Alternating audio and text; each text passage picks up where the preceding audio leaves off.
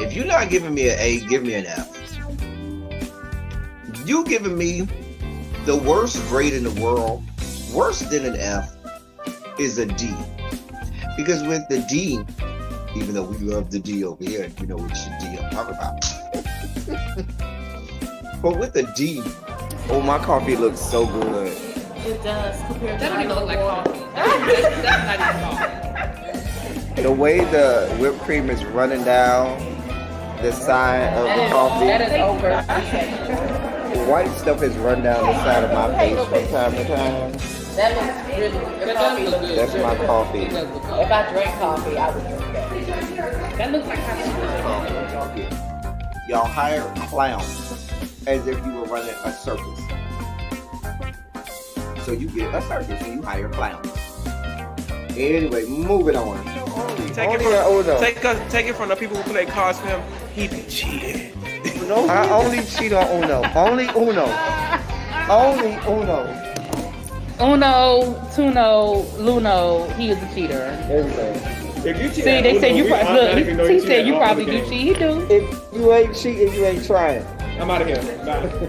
OnlyFans so that you can look at the longer videos and you can go in the comforts of your own little room at the boarding house, rent it home, grab your little Albaline and smoke it out for as long as you want it, playing it over and over and over, the long videos of Malik's long peen, because you have an infatuation with his long peen. I am certain that at this point you want him to shove his long peen somewhere inside of your body. I'm just saying. I'm just saying. The devil and the devil was fucking up here.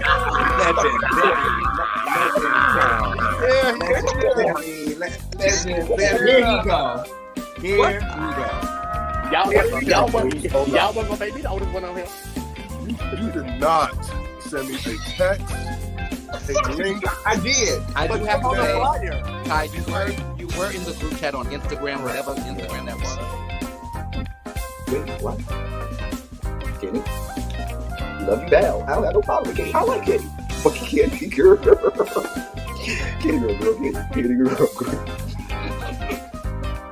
Kenny girl, we did not think he was nobody's straight. Neither did we think he was nobody's top. At best, verse. If I stretch, maybe if I stretch, I might give you verse top. I'll stretch and give you verse top. But you do know that we had already deduced that you like to have spoons dipped into your sugar bowl, right? We had already. I mean, I don't think there's anybody, even DeAndre, who professes that he's the top, and Archie, who professes that he's the top. They profess to be straight tops. You ain't gonna get me to believe that they had a spoon dipped into their sugar bowl every now and then. The least about JG. Yeah, no, that's a tough one. Well, definitely what I like the most about David is y'all girls need to understand. Girl, you had a bust down. Girl, y'all had a one night stand. Y'all got drunk one day. Y'all had a one night stand. It was good that night because you was drunk. Probably if you was sober, you gonna be like, girl, this wasn't even that good. But girl, you was drunk or coked out or a combination of the two of them. Whatever the fuck y'all do down there to the LA. Y'all had a good bust down. It was what it was. You should have kept it moving.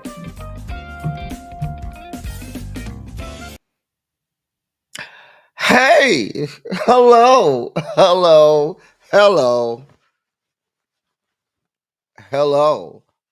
How the hell are you? I'm so glad to see y'all. Welcome to Silly Saturday. Oh, yes, it is Saturday, and it's time for us to be silly. Our longest running show on this channel, our flagship show on this channel.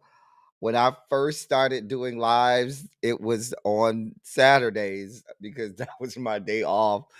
And it wasn't called Silly Saturday at first, believe it or not. Or was it? I don't think it was called Silly Saturday on the first iteration. I think, but shortly thereafter, I just called it Silly Saturday because we were just being silly and stuff. And shout out to the people who can go back that far to 2019 and stuff. But nevertheless, we are here. It is Saturday. It's time for us to be silly. This is Silly Saturday. And if this is your first time at Silly Saturday, buckle up, Buttercup.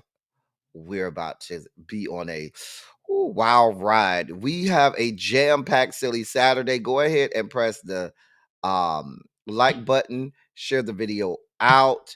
This is the conclusion of a whole week of shows. I have been here every day this week. I started last Sunday, if y'all remember, because I did Silly Saturday on a Sunday. So I did Sunday, Monday, Tuesday, Wednesday, Thursday, Friday, and now we're back to Saturday. A whole 7 days of shows from me. So please do not let the record reflect that I was not here for you. Okay? I was here all week long. So, anyway, welcome to Silly Saturday. Let me start saying hello to y'all and all of that good stuff. Okay. Let me greet the pupils appropriately. Hey, Terrence, you are first. I'm glad to have you here, sir. We're so glad. Terrence, we got some ass and titties at the end of the show, for the palate cleanses. I don't want y'all to think that we don't have people who like ass and titties. We have people in the amongst the pupils that like ass and titties. Everybody ain't trying to see no meat. Okay? Everybody ain't trying to see no meat. Some people want to see some ass and titties. Everybody ain't out here to look at no goddamn dick and balls, chest and muscles and shit. Okay? Lord. Tell the people down to you at the salon, Terrence. Tell the people we said, hey, tell the people put us on the goddamn big screen down to the mall. I mean, down to the salon or the barbershop or wherever you getting your hair retwisted. Hey, people, what the fuck is going on? How the hell are you? My coffee. Hold on, y'all. Before I say hi to anybody else, let me check. Y'all know that's a staple of Silly Saturday. We have to check the coffee to make sure it's extra good. Hold on. Ooh. Extra good. Mm-hmm. Yep. Extra good. Extra. That's right. That's right. That means we're gonna have a good show. We can't have a good show without the extra good coffee. Jason, what's good, bro? See what I'm saying? I told y'all. We had Terrence was first, Jason was second. We got the peoples up in here that like the ass and the titties. Okay? Cha. Hey, crazy homebody girl. What's going on, my love? Hey, Tanya Boo. Tanya, how you doing today, my love? Tanya, tell your grandbaby I said happy birthday. I saw it was your grandbaby birthday. And tell her I said happy birthday. We love the kids around here. Hey, Tracy W. What's going on, my love? Yana, you've been missing class the last few days. I know the nieces and nephew probably had you busy around there. It's getting toward the end of the school year, so I know you probably got a lot of stuff going over there, going on over there with the niece and nephews. Tell them I said, hey, hey, Cams, how you doing today, Cams? When you see Cams, you got to lower the voice a couple octaves. What's good, Cams? How you doing over there? Mm-hmm. How's it hanging? To the left or to the right? Is it hanging to the left or to the right? You got the Greek Cams appropriately. Hey, Cams. Hey, Candace F, what's going on? Antonia, how are you, beautiful? Good to see you. Demetria, what's good, girl? How is you today? Down to the Alabama. I know that's right, Jason. Let's get it. Let's get it. Let's get it. It's time. Symmetry, what's going on, beautiful? What is going on, honey? Hey, Drinks with D. How you doing over there? Hey, Mother Carter. What you walk into? A damn good time. A damn good time. That's what we have over here. A damn good time. Cha. You have a spoiled child? Well, sometimes you got to spoil them a little bit. Just a little bit.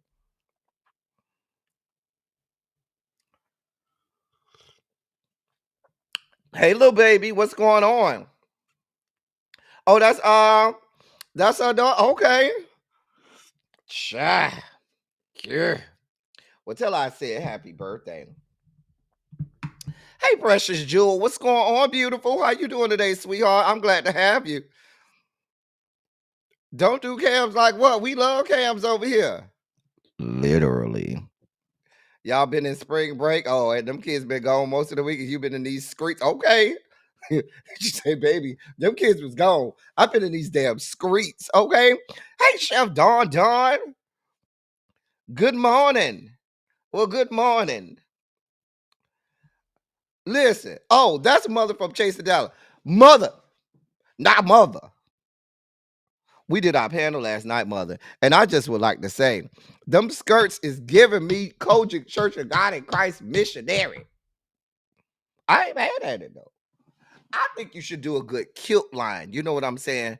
Do a good kilt line because kilts are in fashion. And then when the men wear his kilts, they ain't got on no drawers underneath. So that that feeds right into what we need them to have. No drawers. You know, a good skirt, a kilt, and no drawers. That's all I said, honey. We did talk about you carrying bones. Everybody need a good bone carrier, honey. Honey. Child. My mother turned you off on the car radio. I said, that's my boo. Tell your mama I said, hey, Mama Candace, what's going on, girl? Girl, Mama Candace, just sit back and relax. We're going to have a good time. It's going to be a good ride. Listen, y'all. Hey, Brittany, Janae. We have a great show. It's jam-packed. I'm not going to delay any further. It is a jam-packed show. Y'all go ahead and put a shondo in the chat. We have a video breakdown, some funny video breakdowns today. On the second half of the show, we have a great year for this year in music. Some of y'all like, El Teddy, you a little early today. I'm not early. 12 o'clock is our regular time. I just been starting later because I've been late on production. But I had a little bit of time last night to get early start on production. Now, if you go back far enough, Silly Saturday used to start at 10 o'clock in the morning. But I found out that was too early for my people on the West Coast because that was like 7 o'clock in the morning. But 12 o'clock is right in the pocket.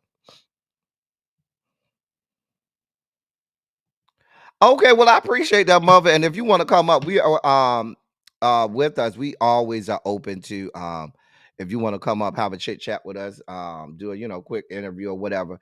We're always open for that because sometimes stuff come on the show and I need a chance to come and dispel rumors or let the people know what really happened that we might not have seen after it got edited. So you're always welcome to come up here and let us know. But we're glad to have you. But you could sit back and relax because this is our best show, mother. We have a great time on Silly Saturday. So sit back, have a good mimosa. It ain't too early for a mimosa. And have a great time. I see the Shondos in the chat, so that means we're ready to get this party started. Let's go ahead and get the party started. Okay. Let me move this overlay out the way so y'all can see. Uh-huh. All right. It's time, y'all. All right. It's time for at least my favorite segment of Silly Saturday. My favorite segment is this one, the hashtag ABCs. A bitch can't. Okay. The hashtag ABCs. A bitch can't. ABC. A bitch can't. A bitch can't get a hit. A bitch can't get on the charts. A bitch can't get a Grammy. A bitch just can't. A bitch just can't. I'm just saying. Hey, Sharice, I know it's early over there, Sharice. It's like 9:15 over there. Girl, go ahead and get you some coffee. I got some coffee too, Sharice. Go ahead and get you some coffee. Have a good sit down, and we about to have a good Silly Saturday, Sharice. Sharice been around these parts a long time too. I think Sharice been around here since we had Silly Saturdays at 10 a.m. Eastern, and it was 7 o'clock over there her time, and she used to be right over here at 7 o'clock in the morning catching Silly Saturday. Shout out to Sharice and all my West Coast people. All right, y'all. It's time for hashtag ABC a bitch can't or hashtag GWG. Go with God. Yeah, we got some and for those of you new here, if you're new here, the hashtag ABCs means that we were down to the YouTube streets or we was on our internet streets just perusing and seeing what's out there, and the headline alone was just too much for us. We was like, nope. Based on the headline alone, we was like, nope. A bitch just came. A bitch came. Don't have the energy, the bandwidth, the wherewithal to deal with whatever the fuck is inside that story. We don't have the time just from the fucking headline alone. Here's our first one. Neo reveals his 4 girlfriends are not allowed to date other men. Quote, I'm not forcing anybody to be here. End of quote. I listen. Mm-mm. Nope. I'm still mortified from them dick pictures of him that got released back in the day with that girl slobbing on his knob. Remember that? That was about 10, 12 years ago when his dick pictures were sprawled all over the internet with that girl slobbing on him. Neil, we don't care. If those women want to be over there in that foolishness, let them. We don't care. Keep us out of it. Leave us alone. A bitch just, sir, a bitch just came. We don't have the time. We do not. Listen, little baby, little baby, be glad you ain't see it because I saw it. And I remember it was back in the day when people had sidekicks because my friend showed it to me on his sidekick phone. I was like, oh, girl, I did not need to see that. Child. Neo, we don't care. I promise you, we don't care. A bitch came with you. I mean, here's the deal, y'all. I really feel like he wants y'all to feel like he's this ladies' man, like everybody is after him, like everybody want to be with him. Ain't nobody. You got them 4 ladies. Them the only 4 women on earth that will tolerate you, your forehead and your forehead flamboyance and fuck shit. Forehead flamboyance, fuckery, and fuck shit. Them the only 4 women, and we're happy for them. Leave us the fuck alone, okay? Lord, Jesus. Right, D. Johnson? Right. Well, look at here. Well, look at who decided to come to class today. Hey, Paul. We glad you here. Child, y'all know we love Paul around here. Paul is one of our good pupils, when he ain't over there with Trey. Paul have trade every day, Trey probably still over there laid up next to Paul. Hey, Trey. Laid up next to Paul. Child. What time it is over there where you at, Paul? What coast you on? What time zone you in? Right, Paul, don't nobody want Neo. He's trying so hard, Paul. He is trying so hard. And even the Rainbow Coalition, we don't want him either. Baby, straights, y'all got him. Ladies, y'all have him. The Rainbow Coalition compound don't want no parts of nobody's Neo. Y'all got him. Baby, there was a time in the early 2000s where he was over here in the Rainbow Coalition compound. But baby, he gave up his key card to the Rainbow Coalition compound and said he was going over there with y'all with the scrapes. Okay, going on over there. He's y'all's. He belongs to y'all. We don't want him no more. So we have nothing. Bap, y'all got him. Y'all got him. Bap, y'all got him. Ciao. Child, D. Johnson, just a mess. How you doing this morning, D. Johnson? We don't want no parts of what you got going on, Neo. Sir, go with God. Uh, Alicia. All of here's the headline: Alicia Keys doubles down on Switz Beast's claim they've never argued. Quote: "Me and my baby is on fire." I don't want to know y'all on fire because to me, you telling me y'all on fire sounds like y'all got some kind of venereal disease. Okay. That's some kind of STD or STI if y'all on fire. And if y'all do have an STD or STI together, you deserve one. Because you stole that woman's husband. You fucking home wrecker. That's why you ain't been able to hit none of them notes on your songs no more. That's why you sound like a cat that's dying on his 9th life. Okay, every time you open your mouth because you stole that woman's husband. Okay, and your voice got stolen from you. We don't care. We do not care. You stole that woman's husband and your voice got stolen from you. We don't care about you. We don't care that y'all don't argue. Now they say your voice also got screamed out because they say Swiss Beats. They say Swiss Beats got about 11 and a half inches. That's what I was told by one of the groupie girls that got her back blown out. Well, she say she got her back blown out by him. I don't know how much of that I believe, but according to her, he got about 11 and a half inches. That's what she said. I don't know how true that is. He probably got about a good 9.5, but the girl who I talked to said he got about 11 and a half and said, and that's probably why you be screaming. Let's be clear. We don't believe no parts if you want, really, you really want Swiss Beats like that. You know how men have a beard when they're gay? Lesbian women have a ponytail. And so Swiss Beats is your ponytail, ma'am. That's what he is. He's your ponytail. You like to munch on the cooter, ma'am. And he is your ponytail. We already know this, Alicia. Get the fuck away from us, okay? I'm just saying. Nobody cares about you, Alicia. Go away from us. Go, Scott. Y'all know I don't see it for the Kardashian skanks, so I was not gonna devote a full breakdown of this. This is why these whores in the fucking ABCs. We do not like the Kardashian skanks. I don't give a damn. Something about they being accused of fraud or they have their online social media accounts are packed with millions of fake social media followers. I don't give a fuck. I don't care about these women. Y'all continue to give these women relevance. They have no talents at all except for laying on their backs. That's it. That is all. They are an untalented group of women. That's it. That's all. There's not a talent amongst the bunch except for laying on their backs. And that's it. I just said laying on their back. I didn't say taking a dick because y'all ain't even talented at taking the dick. We saw the sex tape Kim Kardashian skank. You can't even take a good dick like you supposed to. Girl, y'all go the fuck away from us. We don't like y'all. We never liked y'all. We will not. No.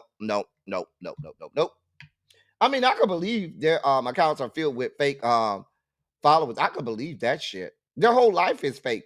Their bodies are fake. Their lives are fake. Everything about them is fake. I'm just saying. Hey, Janae. You ain't too late, Janae. We still in the ABCs.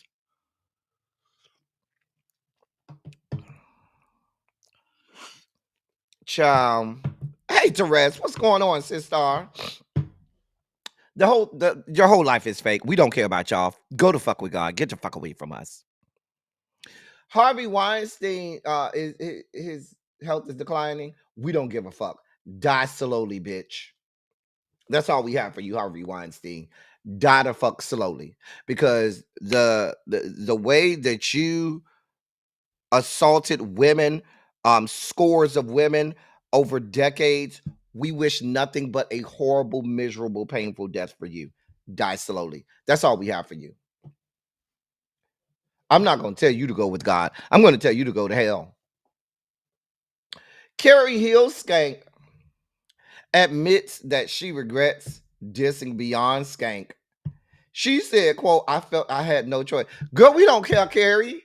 Now, the Beehive probably are gonna take this liberty to dog walk you some more. Me, I just don't give a fuck, Carrie. I really don't.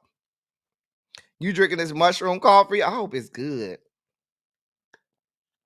I ain't really reading nobody down. You know, back in the day, I used to read bitches down. People can go back to back in the day when I used to read bitches down. Now I just give them a light tap tap. But you go check out some of the Book of Darkness days, shall we used to read down at him. But Carrie, listen, ma'am, your career's over.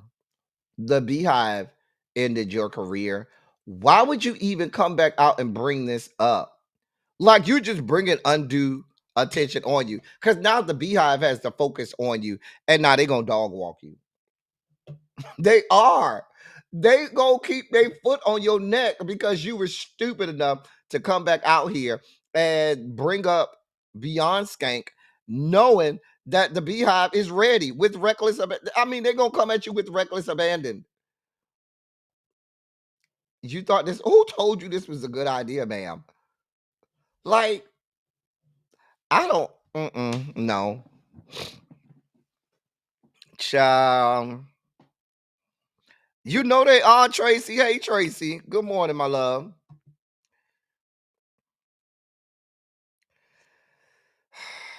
Stay tuned, Tracy. Stay tuned.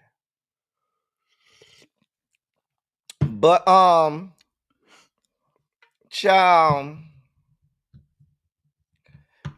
ain't that gonna be? Listen, Jason, they finna fuck her up. Girl, why would you come out and admit this? Girl, the Beehive is finna fuck you up. That's all I got for you, ma'am. Go with God. I don't even know. I didn't even read the headline on this, y'all. I'm gonna be honest with y'all, because anytime this woman is in a headline, I don't have time. It's an immediate hashtag ABC. I don't have time. Okay. I don't know what it's about. I don't know. I didn't even read the headline. And so I'm just reading it now.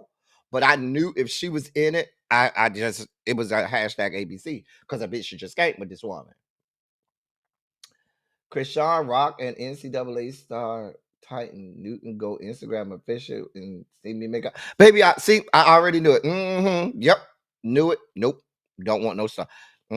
No. He's not an NCAA star. Wait, what? What? I ain't never even heard of him. What school he go to? Wait a minute. What his name is? Titan Newton. Let me see what he goes to, because I don't remember seeing him. I don't remember seeing him at all. Now, who he played for? Morgan State. Girl, you play for Morgan State. He is nobody's NCAA star. Not in no fucking Morgan State. Oh, girl. Girl, that's a reach. NCAA star? No, ma'am. No, God. Baby, we don't have time for you. That's why you're in the hashtag ABCs. We don't give a damn. Hey, Xavier. I know it's early over there, Xavier. It's 9:30 over there, Xavier. Good morning, Xavier. We're glad you up. She didn't bring it up. She was asked the question. Baby, you should have left it alone, honey. I don't know. I don't know. I don't know. No, we don't have time. That's why they're in the hashtag ABCs, D. We don't have time. They're in the hashtag ABCs. That means we're not going to break this down. It's on purpose. We have a whole segment for these people.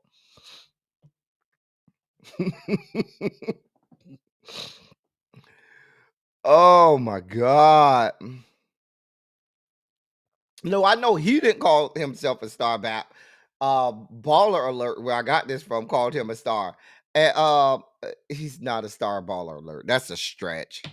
I don't have no problem with Morgan State, but he's not a star not going to Morgan State. I'm just gonna be honest with you. Right. Norfolk State and Hampton. Now, Hampton usually keeps a good basketball team. Norfolk State have a good one too. Morgan State, not so much. Remember, that was over there where Warren Dixon was coaching for a little bit. Or was that Coppin State? Was that Morgan State or Coppin State? Somewhere over there down to the Baltimore. I don't know. Child.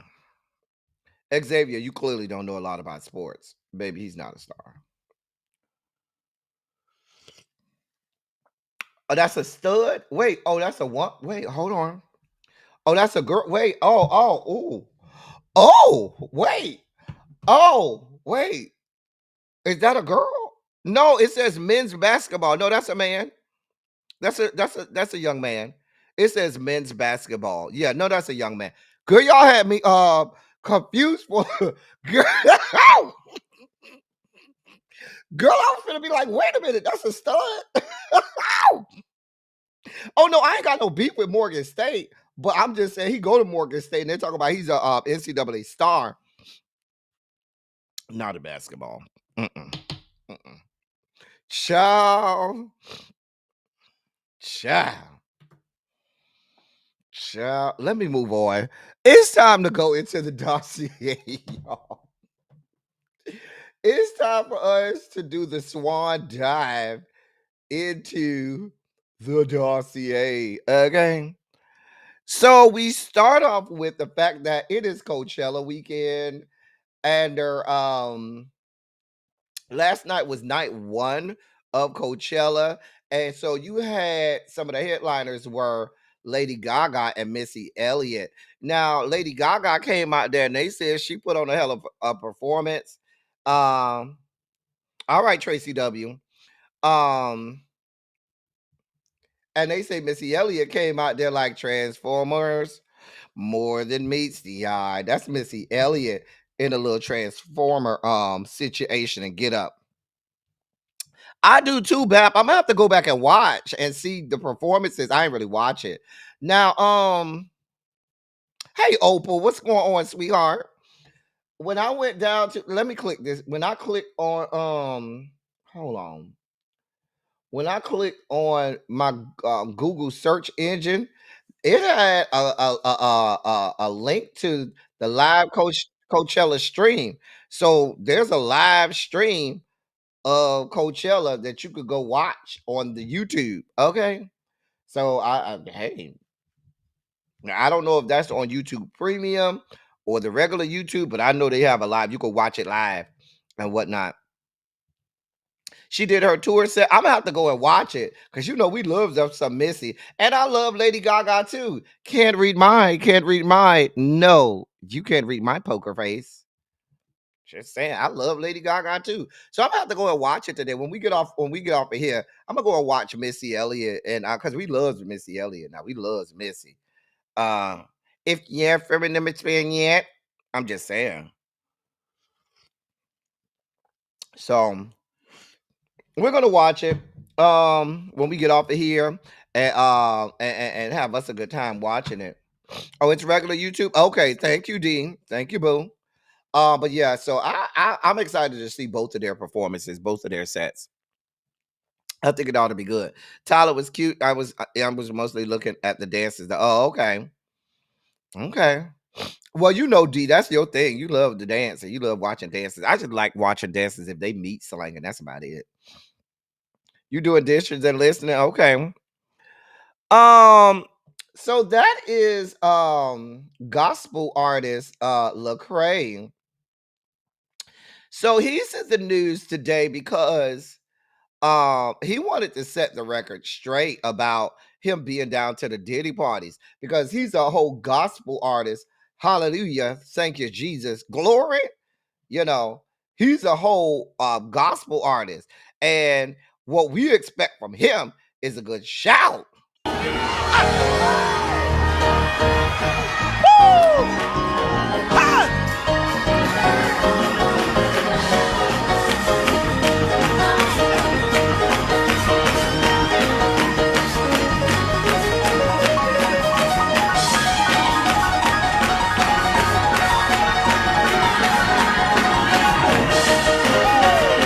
That's what we expect from you, sir. We don't expect for you to be down to the Diddy parties and shit. But he wanted to set the record straight and let it be known that he was never involved in any alleged scandalous activities. Now that are entangled and tied up with the Diddy parties. He said on a when asked about it, he said, quote, "I'm the one who told you I was there, but it wasn't a freak off. I ain't never been to a freak off." End of quote.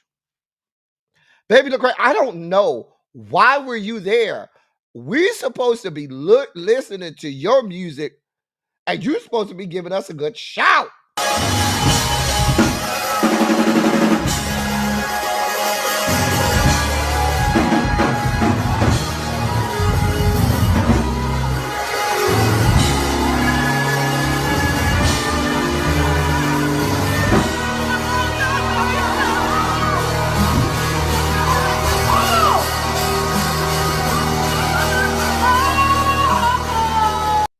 That's all we supposed to have.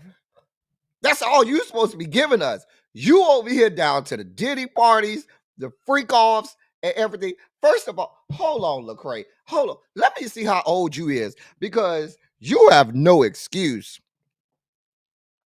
Lecrae, he is 45. Okay, we born the same year. Okay, great. Lecrae, come here, sir. So that means you grew up knowing who and what Diddy was. Okay, you grew up knowing who Diddy was, knowing what all of the Diddy parties was, knowing that these events were rife with drugs and alcohol and everything. How did you think? Because you went to the Diddy parties with your little cute ass after you were already an artist, because you became an artist later on in your career, whatever. You already knew what was going on, and you went anyway. What was you down there praying for them, huh? You was over there praying for them. I'm just trying to figure this out, Lecrae, because you know are holier than thou and speaking in tongues and all of this stuff. And you the gospel artist and stuff. And I'm not saying that gospel artists can't go to parties. Please go and party and have a good time. But even some people that don't profess to be gospel artists would think twice before they go down to the Diddy parties. Why? Because we know what goes on at the Diddy parties. Before all of this came out, everybody knew. Now, we may not have known the freak off part, but we knew all types of drinking and drug use and all types of goings on that was going on was down to the Diddy party. I'm just saying. But you wanted to let us know. You know, he tried to get in front of it and say, "Yeah, I was down to the Diddy party," because you probably thought nobody was gonna ever find out that you was down to the Diddy parties. And then when all of this shit started to come out, you had to get in front of it. Yeah, I was there, but ain't nothing happened. Child. Now, Lecrae, I'm just saying, the people say you look like you Diddy type anyway. Lecrae, you is a fine piece of something. Let's be clear. Let's be clear, Lecrae. And I know I done seen you down to the fraternity stuff. That's my frat brother. Lecrae is a good Kappa man. He's a member of Kappa Alpha Psi fraternity. Shout out to my frat brother. However, sir.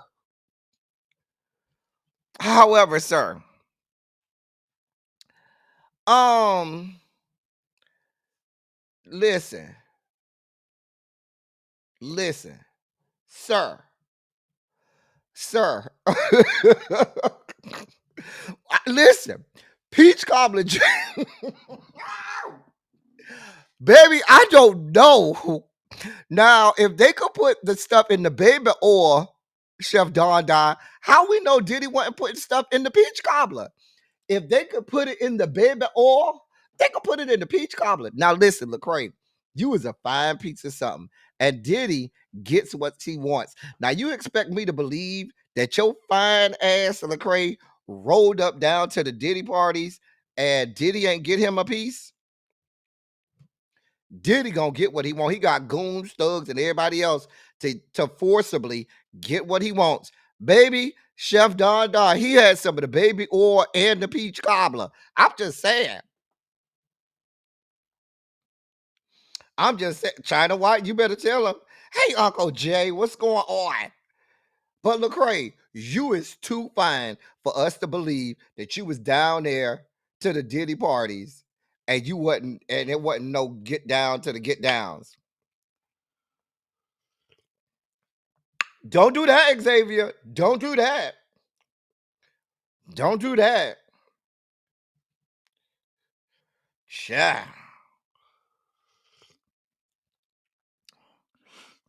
I'm just saying. And you look like you might have a good slab of beef over there. Baby, you got them hypnotizing eyes. Oh, bitch. Baby, listen. Baby. Child. Girl. Shit. I don't even have Diddy type parties. But if you rolled up in one of my parties, Lecrae, they'll be fighting me off for you. I'm just saying, so I know Diddy had what he wanted to have. Because if it was me at one of my parties, they'll be fighting me off you. I'm just saying. You'll be fighting me because we'll be. Baby, by the time I'm through, your eyes will be as good as rolled back. We're moving on. In more. I'm just saying. Moving on, Braun has now become the Ken ambassador of for Mattel and the Barbie line. Okay, Mattel has officially announced that LeBron will serve as the brand's Ken ambassador, introducing a doll in his likeness earlier this week, and it marks the first Ken doll of a professional athlete. Listen. Now, Mattel came out and said in a press release, quote, Ken is Barbie's longtime best friend and supporter. We are excited to bring fans a new presentation of Ken that celebrates LeBron as a role model, his icon status, lasting impact on culture, and dedication to setting a positive example for the next generation to reach their limitless potential. End of quote. Wait a minute. I thought Ken was her boyfriend, but now that's just her best friend. Ken, you gay? I mean, Ken, we always thought you was gay, Ken. Hey, Montrez, you real late for class today, Montrez. What's good, bruh? Um, Barbie, not Barbie. Barbie, go on. We don't care about you, Barbie. Go get your ass from around us, Barbie. Come here, Ken. Ken, that ain't your girlfriend. So y'all been lying this whole time? So she was your beard?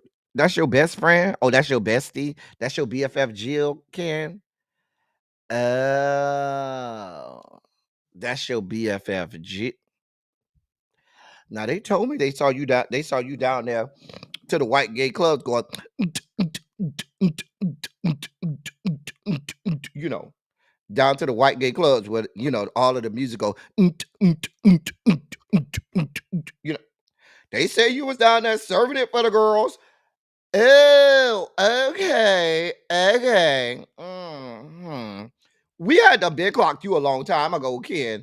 We already knew your team. We're just glad that y'all just coming out and admitting it now. LeBron, I mean, listen, this is just another business venture for LeBron. I ain't even mad at it.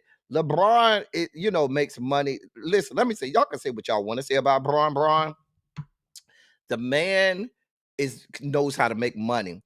And so I see him doing like Magic Johnson did after his career is over and becoming a bigger businessman than and he's some would argue one of the greatest basketball players to ever live, depending on who you talk to. But certainly his business acumen is second to none. The man makes money. He's in movies, he's in music, he's into he has a sports agency and stuff like that. He's into a lot of things. Multiple streams of income is an understatement for him, and the man is just making money in his sleep. I don't like LeBron Brown like that. Listen, remember he had the meat slip, the wardrobe malfunction during that NBA game, and we saw what he was working with. It ain't. I mean, hopefully he a grower because it didn't look like nothing to run home and tell mama about based on what we saw. Because when that shit happened on live television, people had to screenshot it, blew it up. Used AI to make it, to emphasize to let us see the exact dimensions, and it wasn't giving much, Paul. They say I'm a size queen. I don't really believe that, but I need for him to give me something I can feel. I'm just saying. Don't be trying to call me. Don't be trying to call me out, Paul. You don't know me or my life. I'm just saying. Child, them they hate music with lyrics because they ass can't sing. That's why, Xavier. So they be that's it. That's all. Child. He do, but like that's why I said, D, that bitch been gay the whole time. We saw you all the time, kid. It's just I'm just glad Mattel is clearing it up. Oh, oh, Cherie says she can't stand you, Bron. You look too much like her ex, and she's not, and he wasn't shit, so she can't stand your ass. And that's coming from Cherise. And we stand firm with Cherise. We stand in solidarity with our girl Cherise. We will fuck you up. That's not your ex, though, Sharice. Girl, I know, Sharice. Girl, I know. Just lay your head on my shoulder and cry with me, Sharice. That's not your ex. Child. You know what? I'm not doing this with you. Janae is in this chat already cutting up. I mean, it is Silly Saturday, and that's what we're here for, to cut up on a Silly Saturday. Listen, Bron, I don't know. We got to move on, Bron. Oh, God, why are you here? Why are you here, sir? Why the fuck are you here? Why are you here? Sir, why are you here? God. Them glasses don't make you look no smarter, sir. None at all. It don't make you look not 1 ounce smarter. Not 1 ounce.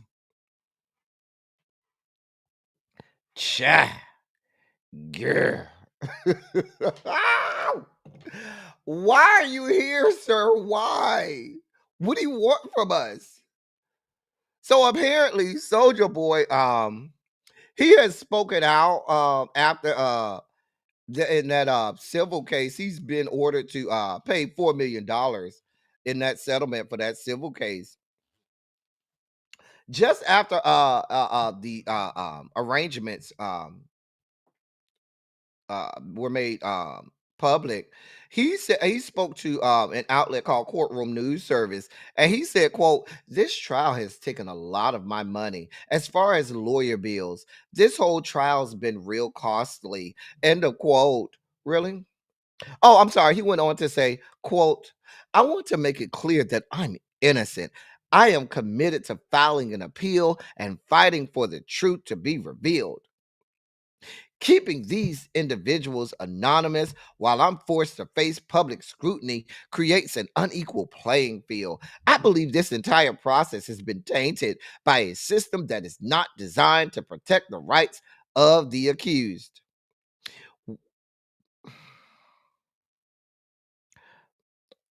Listen, were you reading that from a statement, Soldier Boy? Because let's be clear, I am in no way, shape, form, or fashion of the belief that you said this yourself. You must have been reading from the prepared statement that your lawyers created for you. I mean, you're still struggling with subject verb agreement. Verb conjugation is still a struggle for you, sir. You know nothing of verb conjugation in the English language. I'd really like to see the video of him reading this. I mean, even when you speak, I don't know that you have a grasp of phonemic awareness. Damn, something as complex as prosody with regard to sir, get away from me. I don't believe none of this statement was I believe he was trying to read from a prepared statement that his lawyers gave him. Sir, you can't you're illiterate. You're illiterate. I'm just saying. Not he giving Butch Cream realness. Hey, MVN. Hey, boo. We're so glad to see you. I love when I see you in the chat, MVN. We love having you over here. He is a walking jump scare, Therese. Just a walking jump scare. He don't have nobody's $4 million, D. He don't. He don't.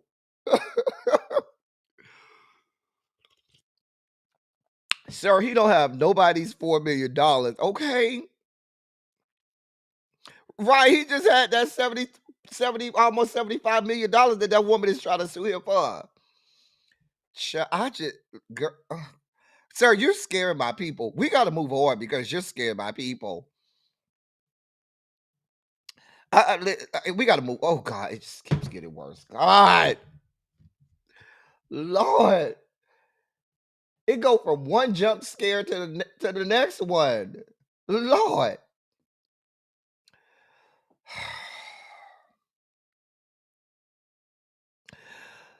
The walking bowel movement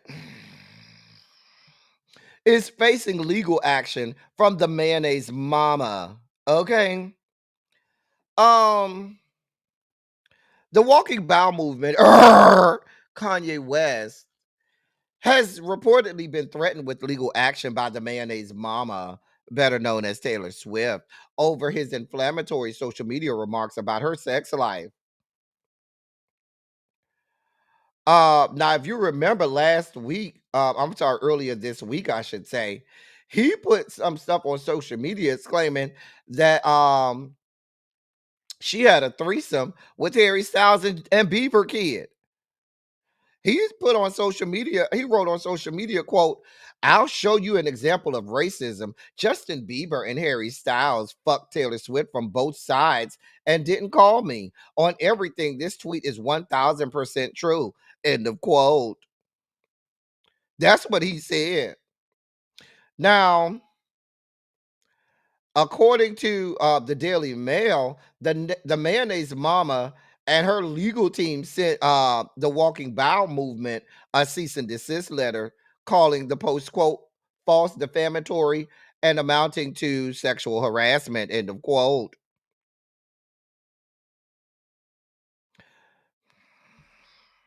Sir, I don't think you want that kind of smoke from the mayonnaise mama. You got a lot of money. Mayonnaise mama got a lot of money too.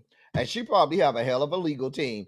And listen, when the mayonnaise mama walks her ass up there in court, weaponized with her weapon of choice, her white woman tears, baby, they gonna throw you under the jail. I don't know why you over there fucking with that woman. Now, I'm not really a fan of the mayonnaise mama's music, let's be clear. But that woman don't be over there bothering nobody. And y'all be over there coming for that woman's neck. The mayonnaise mama, even if you don't like her music, she really don't be problematic. She don't be talking about nobody. She don't really be bothering nobody. Now, we don't like her music. Some of y'all would argue that she shouldn't have all of the awards that she have. I ain't got nothing to do with that. But what I will say is the mayonnaise mama don't be out here bothering nobody. She don't be out here bothering nobody. That that's where I get that from. Cause she has that kind of privilege, like the princess from Drawn Together. So that's why she's the mayonnaise mama. Uh-huh. Mm-hmm. Like when Foxy Love said, "I got a mayonnaise mama on my licking hoe, and we've only just begun." That's what Foxy Love said on Drawn Together. She did. But yeah, the mayonnaise mama, she don't be bothering nobody. She don't. And y'all be out here fucking with her. Baby, you better leave her alone, Kanye. You might be barking up the wrong tree. You might be barking up the wrong tree. I'm just saying. I'm just saying. Anyway, um, a white woman judge told Wendy Williams that her career was done.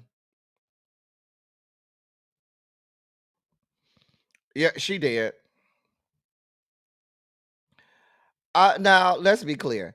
I ain't a Wendy fan. I think Wendy is vile. I think that the universe might be giving her a little payback for some of the shit she did for decades. However, I'm not okay with this white woman judge making this declaration that this woman's career is done. So what does that mean, white woman judge?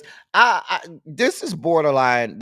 I feel like there's some racial dynamics here, and I say that because you don't know that that woman's career is done. Who the fuck are you? And she said her career was done for good. So what are you gonna do, Miss Judge, ma'am, judge lady? Are you going to make it your business to do things or adjudicate in a manner where she can't have a career again? Like, I'm really trying to understand where you're going with this, Judge Lisa Sokoloff. I'm really trying to understand, because it's one thing for you to tell her that while they're in adjudication, I don't need you talking to the blogs and things like that. It's another thing for you to tell this woman that her career is done.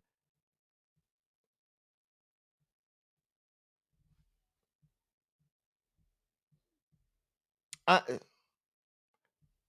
like, that's disrespectful, and it speaks to it almost sounds like there's some type of bias that you have, which you're not supposed to have, ma'am. Like, I'm trying to figure this out, how you can summarily say that this woman's career is done. That's what I'm trying to figure out. So are you going to adjudicate and put sentencing parameters in place so as to purposely cause her career to be done because you don't want her to earn any money, because you don't want her to earn, like, I'm trying to figure out what's happening here and how this is okay for a judge to say something like this. Like, and let's be clear, you don't have complete autonomy, Madam Judge, ma'am.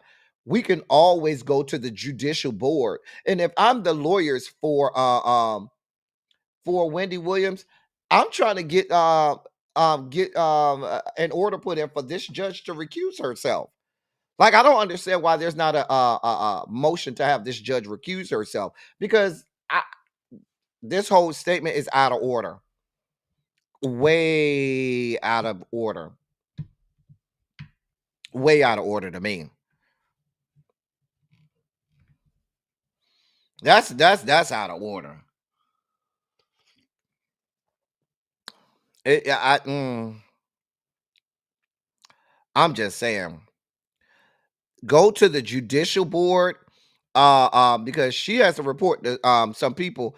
I'm filing a motion to have this judge to force this judge to recuse herself if I'm Wendy's lawyer. And I, like I said, y'all know I do not see it for Wendy Williams like that, but this is out of order. This is way out of order. Somebody need to go over that. Wendy, you need some better lawyers, ma'am. You need some better lawyers. Let me move on. Nelly is in the news. Well, he's sitting pretty this morning. I'm sure he's real happy. So apparently, he's officially off the hook in that $50 million lawsuit filed by Ali on behalf of the Saint Lunatics. According to Billboard, Ali moved to drop the lawsuit this past Thursday. Now, there's no word on whether a settlement was reached, though. But apparently, there was he's dropping the lawsuit.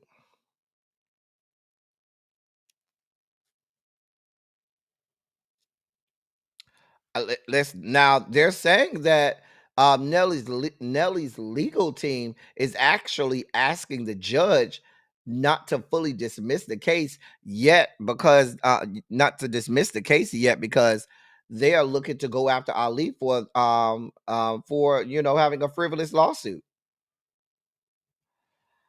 I don't. I ain't got Nelly, just to let this go. If he's willing to drop the lawsuit, then you drop it and let it go. Or do you need more money because them Trump checks stop coming through? Trump used you up for what he needed to use you up for. Gave you a couple coins to rub together, and now you need some more coins because you're toxic right now. After whatever tour you're on right now, who's going to book you on another tour? Because when black people see your Uncle Tom ass on stage, they're going to summarily walk out. No, you're toxic right now. You hitched your wagon to the Trump train. You need to just go on with life, sir. Get the fuck away from us. Well, look at who the fuck we got here. Now look who decided to wake up and come to class today. Hey, Harold. Harold. Harold. Harold. Hey, hey. Hey, hey. Now, where the hell you been, Harold? Or is you still waking up next to trade like Paul?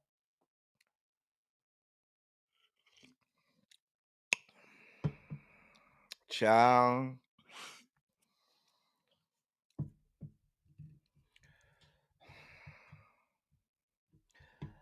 Child, them white people don't know Nelly. Them white people know like 2 Nelly songs. It's getting hot in here. And country, and I'm going down, down, baby. Yo street in the Range Rover.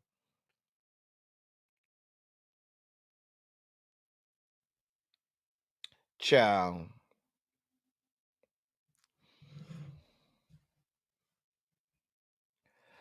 Listen, Harold is late to my class.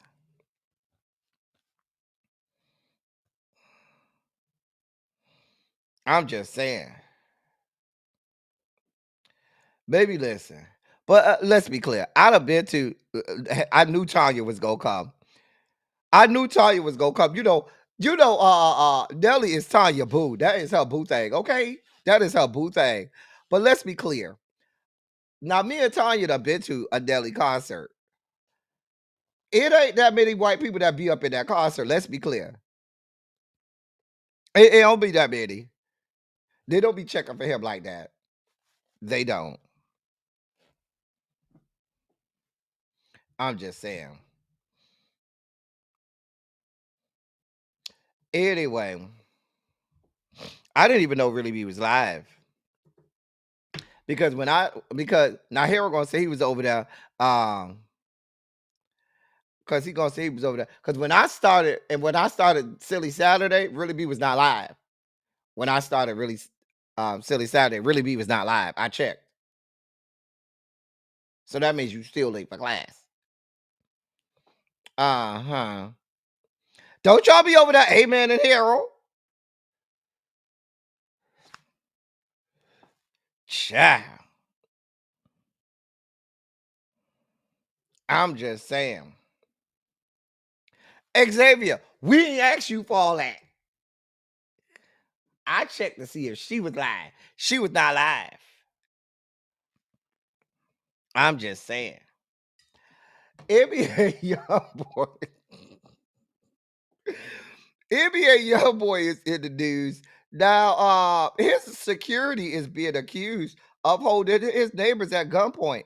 Why did y'all didn't they recently let him out and let him go on house arrest or something? Like, why is he around to be the pariah that he is? Like, the man is a miscreant, okay? He is. Why is he outside of a jail cell? Child. So apparently he returned to his Utah mansion, and according to reports from local news outlets, he has brought significant armed security with him because all of us are chasing after NBA Youngboy. Everybody trying to get at him. Boy, if you don't go, child, I guess. Now, the news outlet is saying that his mansion is surrounded by armed guards dressed in all black and wearing ski masks and shit. One neighbor alleges that that NBA Youngboy security have stopped various neighbors as they pass the gate to his house, despite it being a public space. One of the neighbors said, "quote I was stopped by not two black. Oh God, I didn't mean to say that. I was stopped by two guys with bulletproof vests, security dressed in all black, and one of them had an AK strapped to his chest. It introduces this level of anxiety." End of quote. One neighbor said, because white people so disrespectful. Watch this. One neighbor said, "I didn't know that Kentrell was back. I didn't know Kentrell was back. So I think I'm going to bake him some cookies and bring them over there because we had such a nice chat with it when his dog attacked my dog. He's a very sweet kid. I mean, he's really young. This is a very young person, very kind. He called me ma'am." End of quote. White people be so disrespectful. When she came around and said, "NBA, who? No, that's Kentrell." Wow. She said, when she said, "I'm going to bake him some cookies and bring them over there because we had such a nice chat when his dog attacked my dog." Girl. Oh, girl. Girl. Girl, I just can't. Right. Shout out to Kentrell. Girl, you over there in the middle of them white people and you got armed guards with police vans and AKs and shit strapped to them. You know what? The people ain't trying to do nothing but drive down to the goddamn grocery store, okay? They try to drive down to the Kroger's or Whole Foods or wherever the Trader Joe's or wherever the fuck they going to go get their groceries. And you around here got the guards stopping people with AKs and shit. Where the fuck you going? Bitch, I'm going to the grocery store. Leave me the fuck alone. And tell Kentrell, who is Kentrell? Tell Kentrell I said, keep them motherfucking dogs on a goddamn leash. Y'all know he got one more mean homeowners association. I can expect the homeowners association to boot his ass out of the neighborhood. You know them HOAs don't fuck off. Well, then there's that too, Terrence. You need all that armed security in Utah. It ain't that many of us in Utah. Kentrell. Kentrell. I ain't saying that ain't none of us, but it ain't a whole lot of us down to the Utah. Okay. You know, Mormons don't like black people. They don't. The Church of Jesus Christ of Latter-day Saints is racist as hell. I'm just saying. Child, we moving on. I don't have that type of time. Listen, Law Roach announced to us 2 years ago that he was retiring, and now that money done dried up, and now he done came back out of retirement. Now he finds himself out of retirement. Now that's Ryan Destiny standing next to him, and he says he's coming out of retirement, and his new muse, his new celebrity muse is Ryan Dennis now. Sir, I don't care. I don't know how this didn't land in the hashtag ABCs. We don't care. You told us back in 2023 you was retiring from being a celebrity stylist, but then when them checks dried up, you needed somewhere to go. You know, being a celebrity judge down to RuPaul's Drag Race ain't paying the bills. Walking red carpets get expensive when you ain't got no money coming in. Girl, I'm just saying.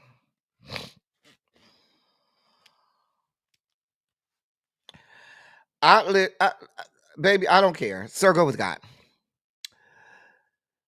And some good news in the dossier. So legendary actress Shirley Ralph is set to receive a star on the Hollywood Walk of Fame this coming Wednesday at 11:30 Pacific time. If you're out there, you can go watch her receive the 2,808th star on the Hollywood Walk of Fame. Now, the address for her star is going to be 6623 Hollywood Boulevard. That's the address you need to go to if you want to go to what they unsheath and unveil her star on the Hollywood Walk of Fame. Congratulations to her. She goes all the way back to Dreamgirls fame, the original Dina on Dreamgirls. I remember her way back in the 80s on the show It's a Living. Now, some of y'all kiddos don't remember that. That was a sitcom way back in the 80s called It's a Living, and she was on that sitcom way back then. That's way back in the 80s, child. Way back. Anybody in the chat remember that show back in the day, It's a Living, where it was like a fancy restaurant, and it followed all of the waitresses at the restaurant. They used to wear these black and white little waitress outfits and stuff like that. She was real young back then. This was like the mid to late 80s or whatever. But it was a sitcom called It's a Living. I remember it vividly. So yeah, I mean, congratulations to her. Okay. Okay, Tracy W says she remember. Okay. Green Girl says she remember too. And MBN. Okay, I ain't the only one. Okay, thank y'all, because I ain't the only one. Make me feel like I'm the only one. Oh God, listen, y'all. I gotta be honest, y'all. Listen, I'm about to bring Larry out. However, I need y'all to go and go get your whatever you need to regulate your sugar levels. We have a jam-packed sugar spike segment with a lot of fuck shit and fuckery going on, okay? I'm going to try myself not to spike out today, okay? So go ahead, get whatever you need to regulate your sugar levels because we have a lengthy and jam-packed sugar spike segment, okay? Please go prepare yourself. And with that, ladies and gentlemen, non-binary gender conforming members of our audience, I bring to you the late great Larry Myers to help us usher in our sugar spike segment.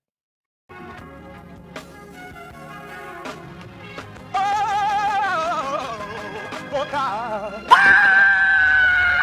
You see, this is the part that I like.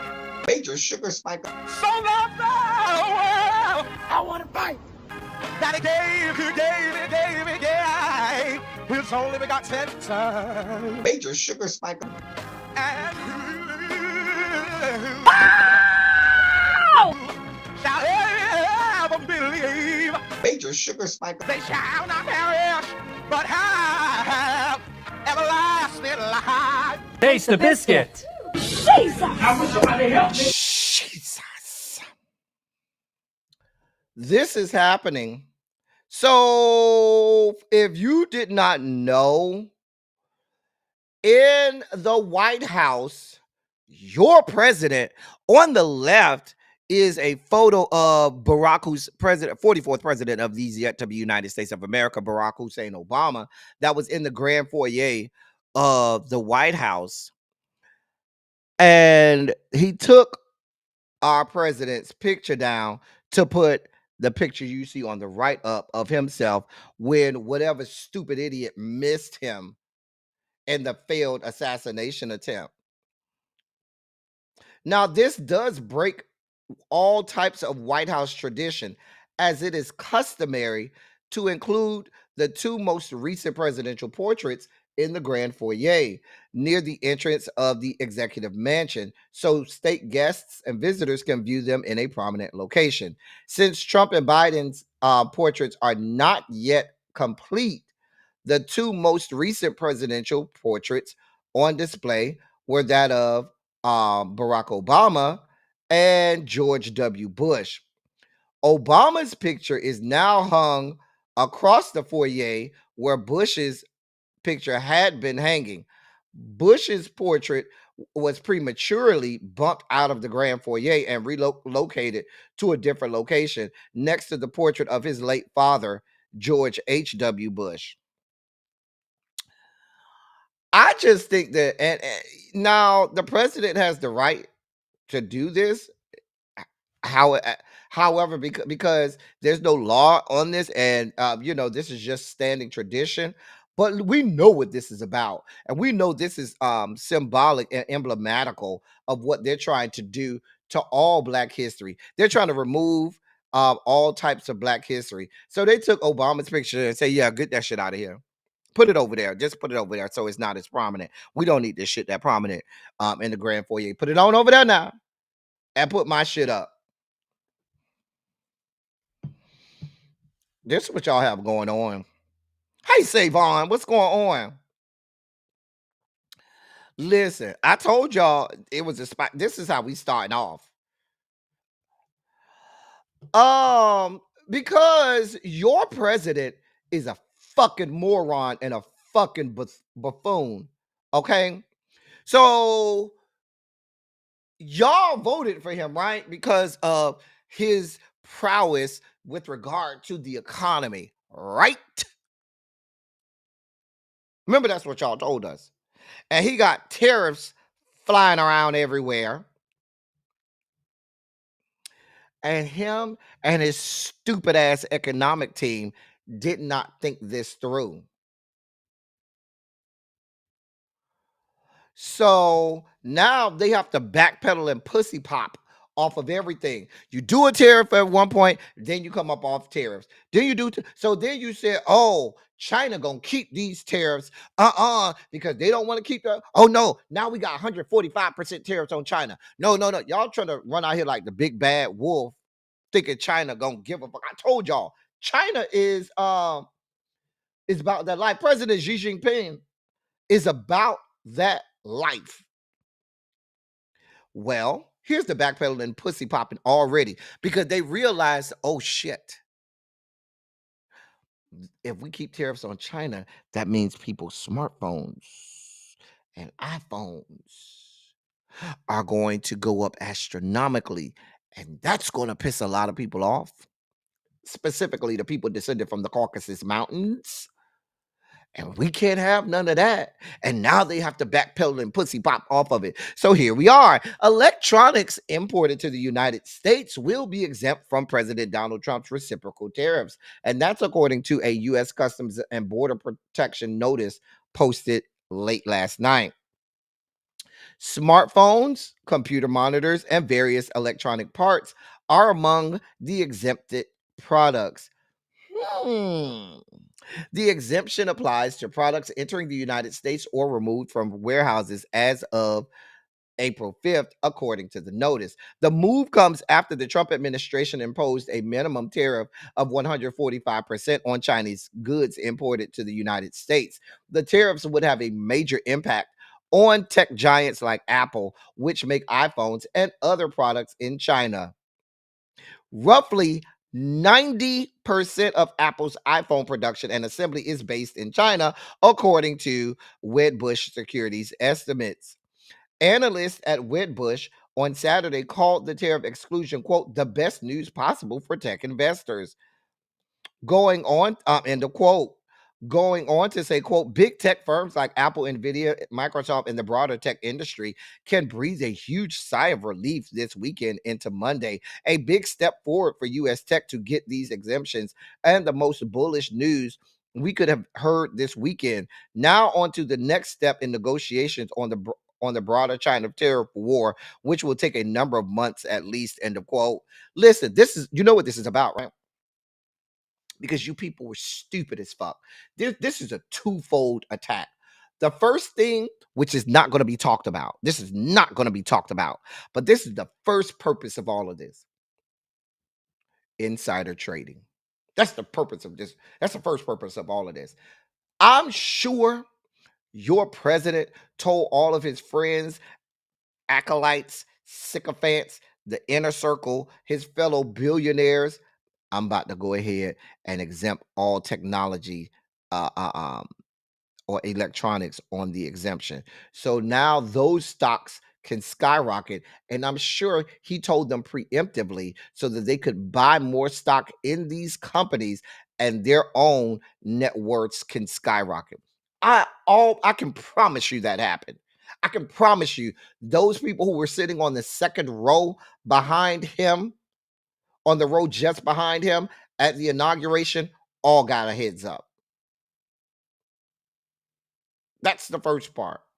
The second part about it is not only to line those coffers, the coffers of those individuals, but in order to line the coffers of these mega conglomerates, you overplayed your hand. You were too stupid to remember that we got too much shit coming out of China. And I can promise you, all of these China tariffs, there'll be exemption after exemption after exemption. Because when you start to realize the auto industry and just about every industry in this country has things that come in from China, once you realize that, you're going to see exemption after exemption because it does not stop with electronics, but you did it first with the electronics because you're trying to make nice with the tech boys.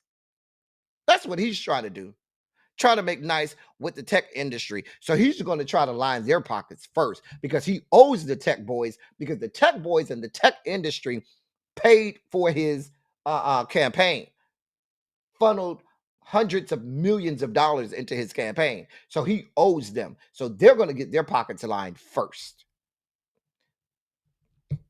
These people are stupid as hell.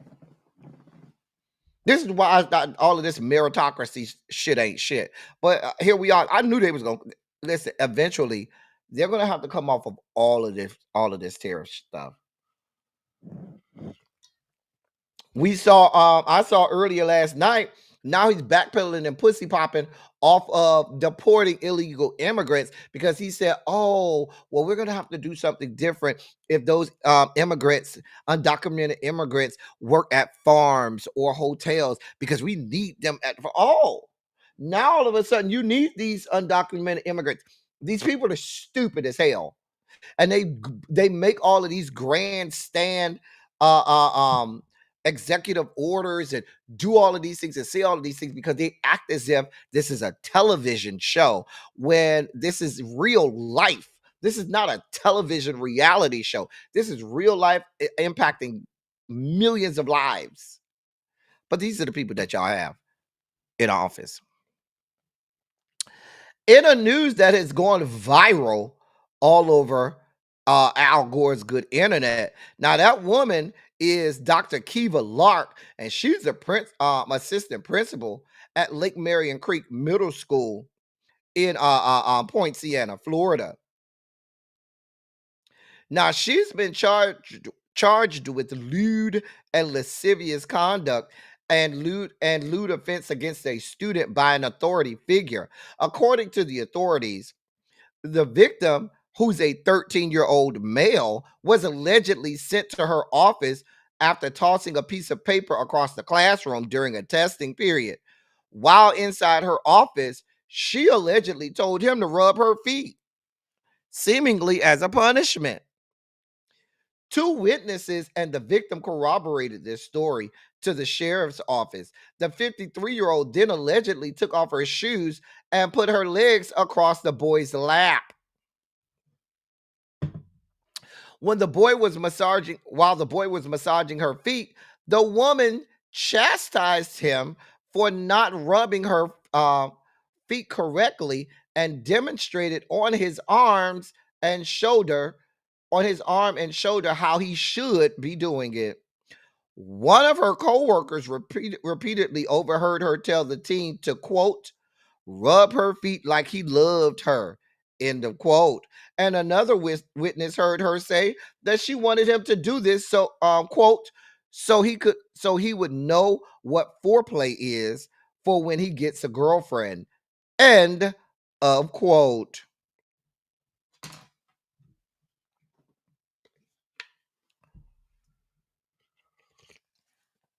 I don't know what y'all want from me. I just read the story. In the days that followed, I should say, she admitted to one person that the incident with the student, quote, crossed the line, end of quote. Adding insult to injury, the victim told authorities that she had called him, quote, sexy chocolate, end of quote, in the hallway at school. So you're in the hallway calling a 13-year-old middle school student who's 40 years younger than you sexy chocolate. This is the fuck shit y'all got going on.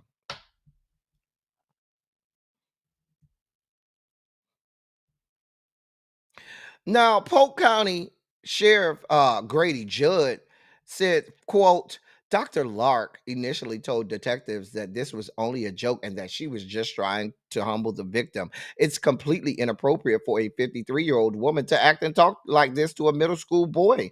It's even worse given that this was an assistant principal and her student, end of quote. She's been placed on administrative leave as the investigation continues.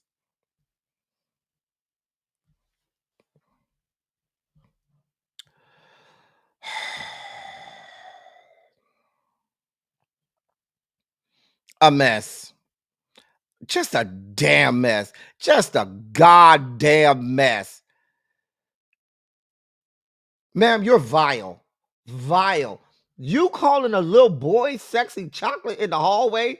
You telling him to rub you down because let me get the quote right.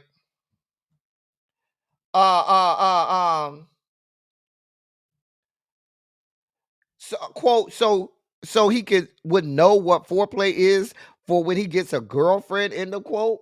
Bitch, what? I gotta move on. I don't have this type of time. I'm spiking out. Now, Sharice, where's my girl Sharice? Sharice, now do you watch KTLA Channel 5 down there to the LA? Anybody over there in the LA delegation? Hey, Pinky Tiki. Anybody over here? Anybody over here down to the LA and watch the KTLA on Channel 5?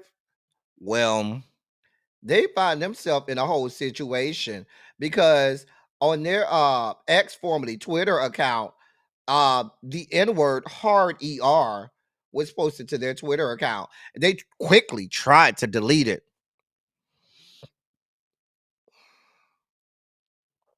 Okay, Sharice says she watched them every morning. Well, Sharice, child, they said they tweeted the N-word on their Twitter account, and they quickly, oh, Terrence over there too. Terrence over there too, be watching them. Well, listen, they got a situation over there. They posted the N-word on their Twitter account, then deleted it and tried to come back and say KTLA experienced a technical error while adding language filters to our social media accounts, resulting in an offensive word being accidentally shared. We are appalled and apologize that this occurred. End of quote.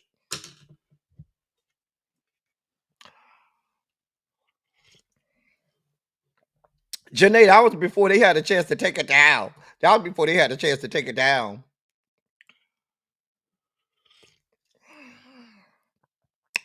Harold, girl, Harold, baby, they said it is a technical error while adding language filters. I'm sure that'll be used integrated into the repertoire for racists across the country.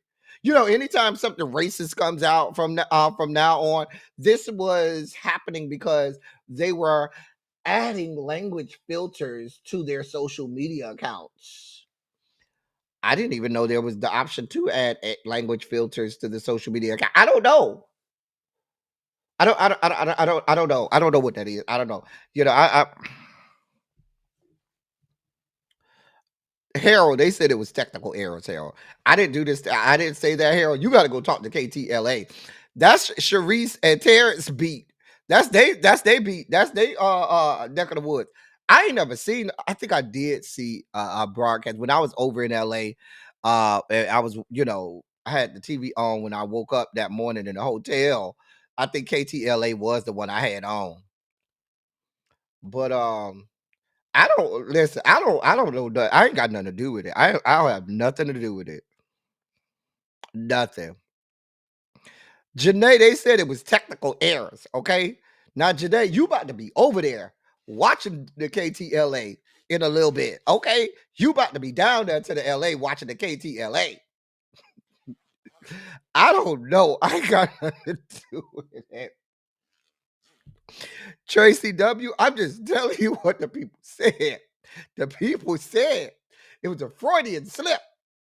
That was a technical error while they were adding language filters to their social media accounts.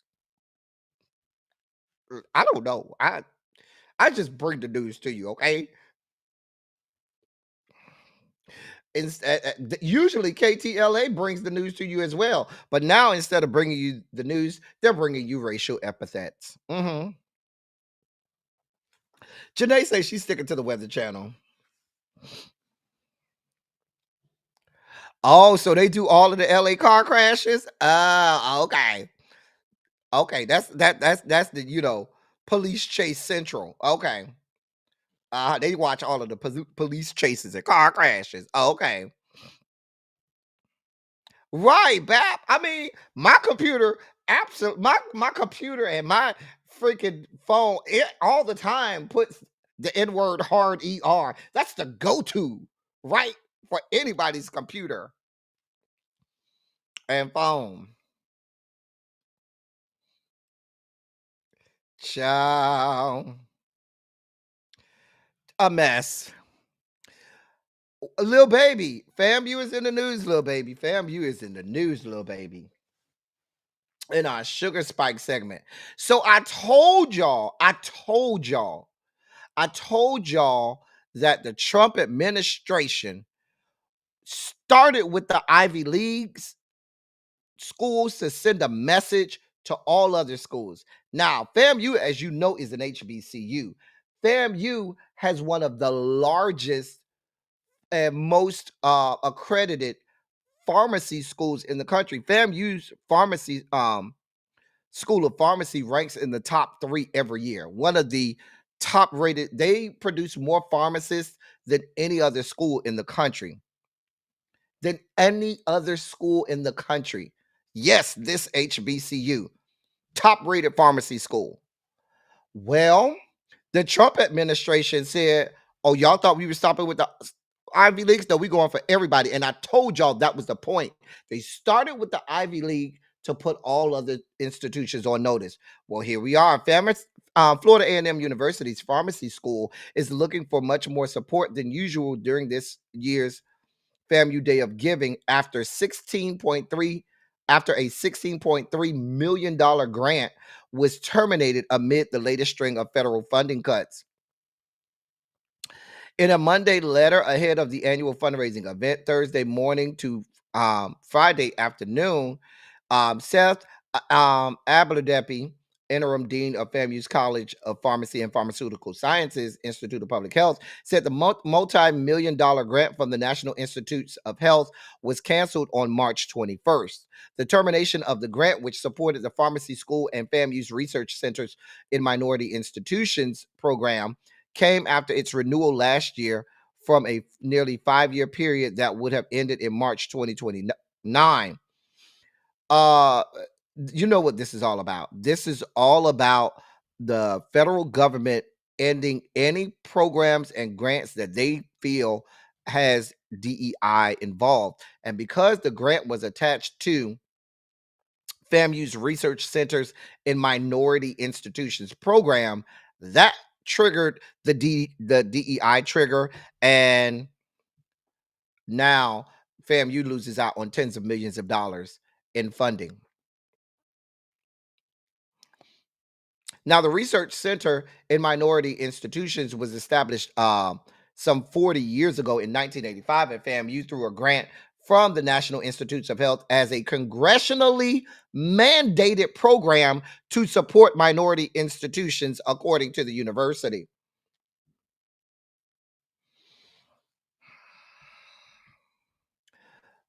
HBCUs cannot afford to lose $16.3 million.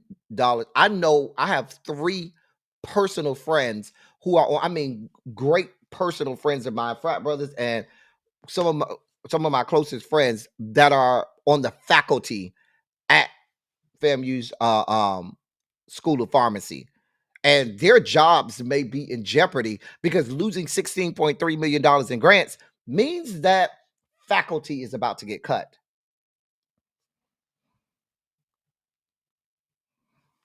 Hey, tacos and tequilas.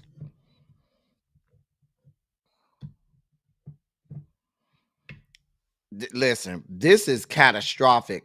So what that means is, and I'm going to say this to any of, please do this for me. Put a 27 in the chat if you are an HBCU graduate or attended an HBCU or are currently attending an HBCU.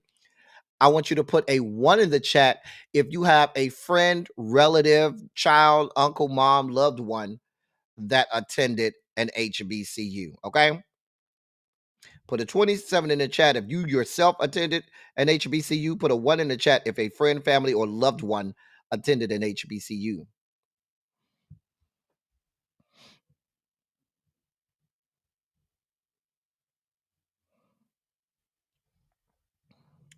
So, the reason that I'm asking you to do that is, and thank you for those people who I see a lot of people putting 27s and 1s.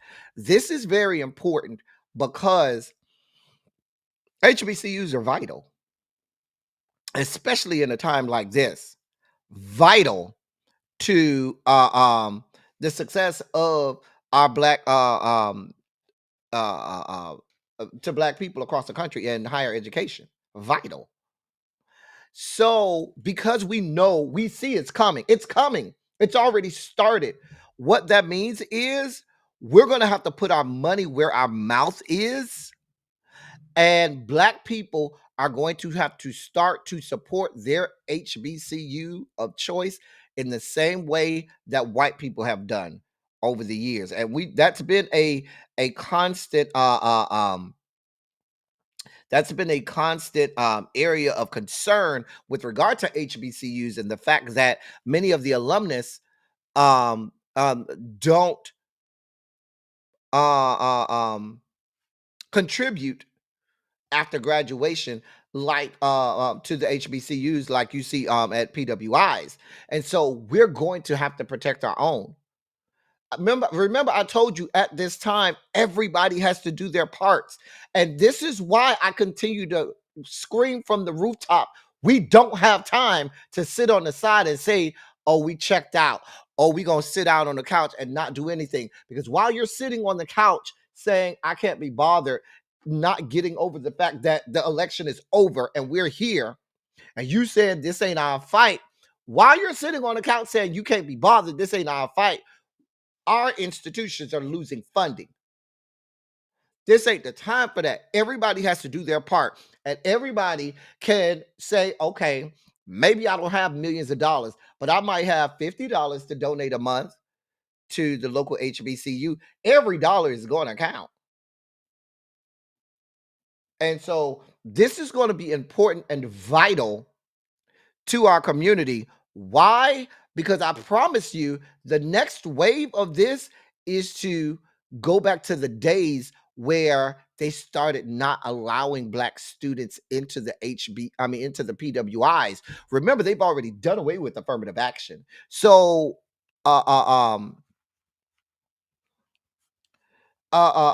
enrollment at PWIs for Black students is going to diminish, which means that these HBCUs will become increasingly important to our community.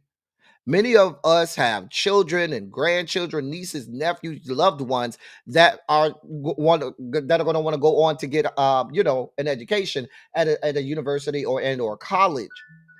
And so we need these institutions to be in place. So we're going to have to support them, because without our support, what they want to do is they want to strip these HBCUs of all federal funding and allow them to rot.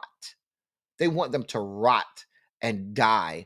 And if we don't get our asses up and get in the fight, we're going to watch these institutions close their doors. We got to wake up, people. Everybody has to play their part. And this is a part that we all can play in. Choose your institution of choice and say, yeah, let me just start to make this donation. Because even if you're not at that school, you may have, like I said, a son, a daughter, a grandchild, a niece, a nephew, a neighbor son down the street, a friend's son or daughter that may want to go to college.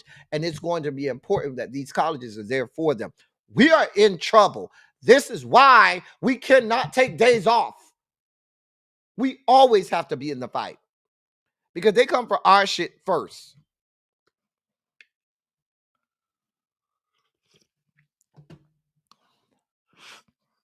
So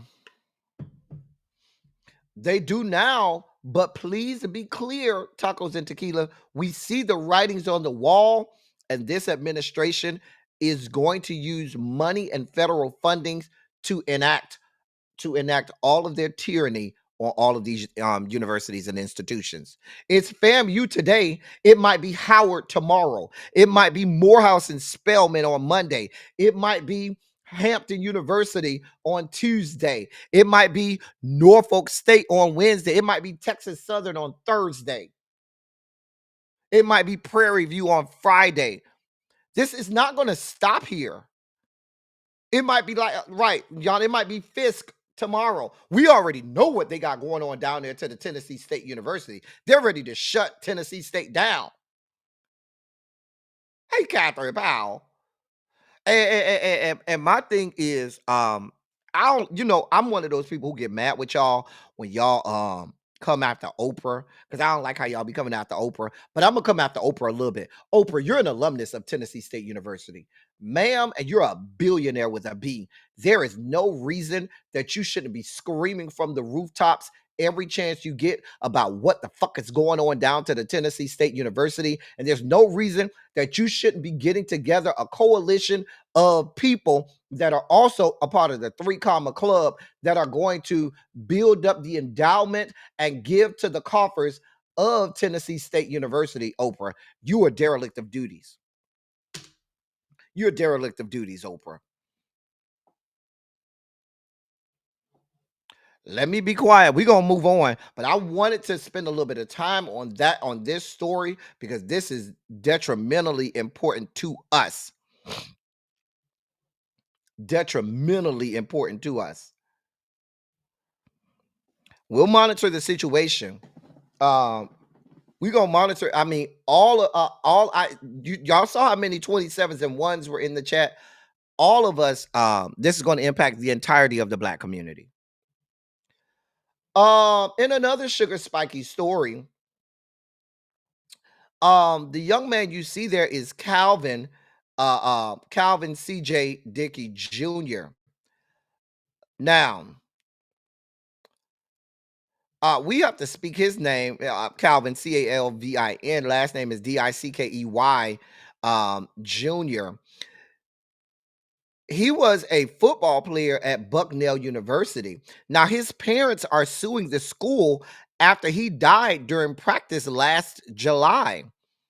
He was Calvin was an 18-year-old Florida native, and he collapsed during the team's first football practice, suffering from a sickle cell related complication. He was immediately hospitalized at the time, but died 2 days later. Now, according to documents filed in Philadelphia Common Pleas Court on Wednesday, April 2nd, his parents, Calvin Dickey Sr. and Nicole Dickey, claim that the university knew about their son's sickle cell trait diagnosis, which can make him much more likely to experience the complications he did and could have prevented his death.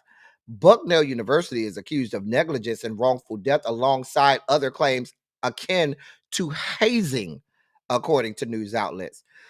Court documents allege that Calvin Dickey Jr. was being put through a certain, quote, rite of passage, end of quote, strenuous workout for freshman players, despite the school knowing about his condition, which made him vulnerable to experiencing a complication called rhabdomyolysis.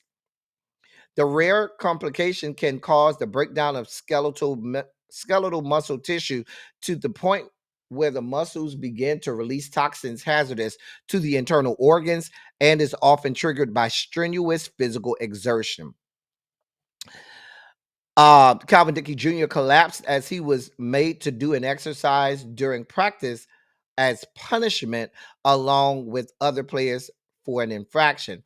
According to a statement and staff witnesses, he became visibly in distress and had trouble maintaining his pace before he collapsed. Quote, he died a horrible, painful death that was 100% preventable, end of quote. And that's according to the family's attorney.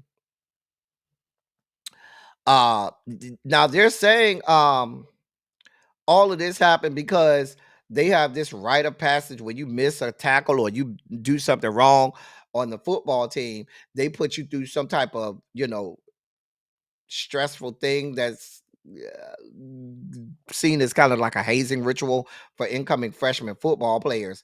And that and because they knew that he was of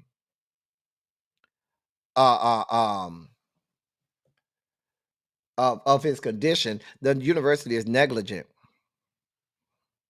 Listen, this hazing stuff has been serious for a long time. I'm not going to say this hazing stuff is getting serious. It's been serious for a long time. But you are certainly more culpable, Bucknell University football staff, if you knew the boy had sickle cell. Let me move on. In a little bit of good news in the Sugar Spiky segment, I'm only halfway through, y'all. Listen, I told y'all the sugar spiky segment was long today. I'm only halfway through. A federal judge declined to dismiss a defamation lawsuit filed by the Central Park Five against Donald Trump, handing a legal setback to the sitting U.S. president who tried to end the case.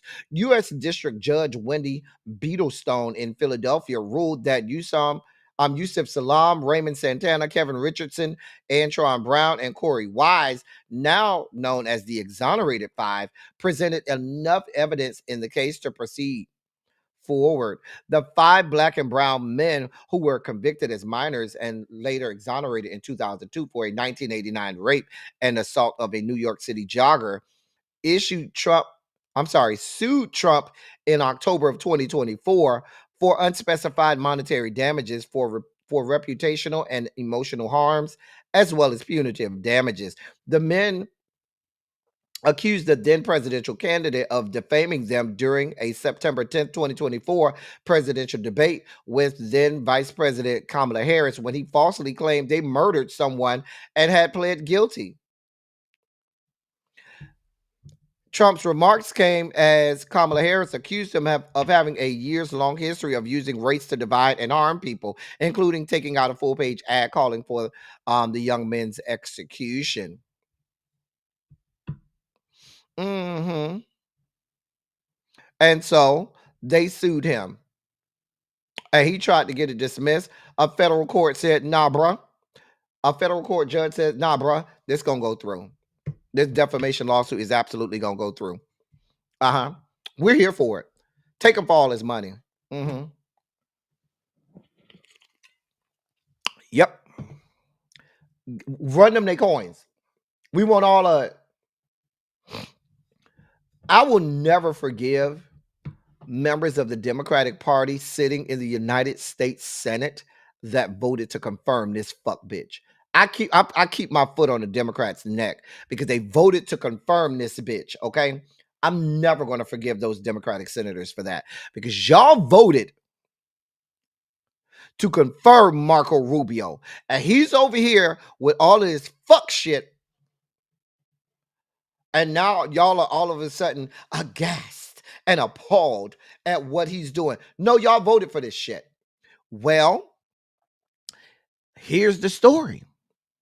The State Department is ordering staff to report colleagues for instances of, quote, anti-Christian bias, end of quote, during the Biden administration.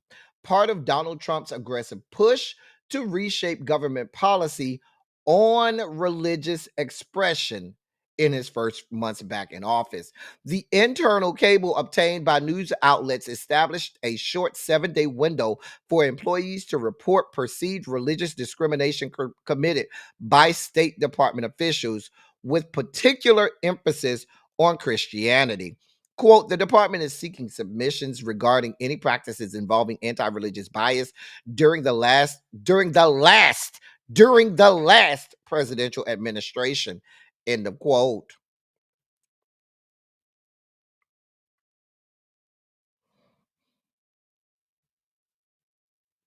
Now, remember, your president has an executive order aimed at ending the anti-Christian weaponization of government. Because I'm telling you what's coming next. What's coming next is because now they're saying anything, even from the previous administration, that they deem as anti-Christian bias, although there's supposed to be separation of church and state, they have 7 days to report on this. Here's what's coming down the pipeline. You already have an executive order aimed at anti-Christian bias, right?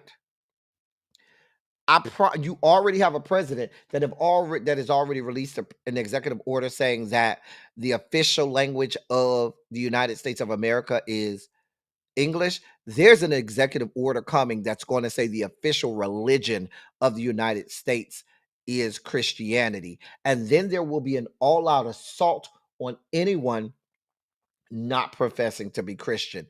This is coming, and this is happening. This is happening.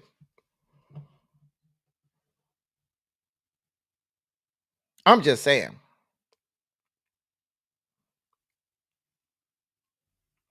This is happening.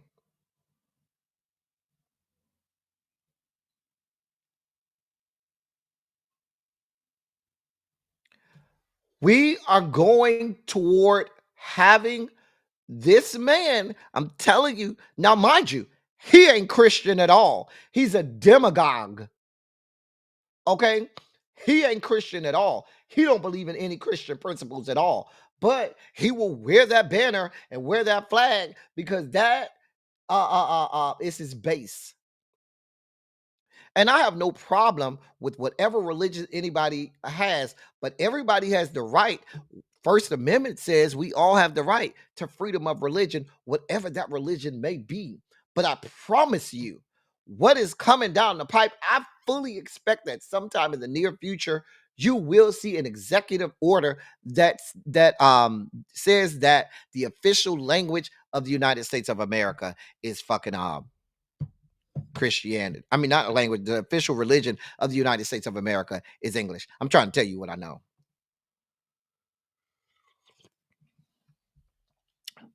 We're going to a theocracy. Well, we're going to an authoritarian dictatorship. It won't be a theocracy because he doesn't believe in the Bible or any Christian principles. But we're certainly going to a dictatorship where he's going to dictate to everyone what religion they must conform to.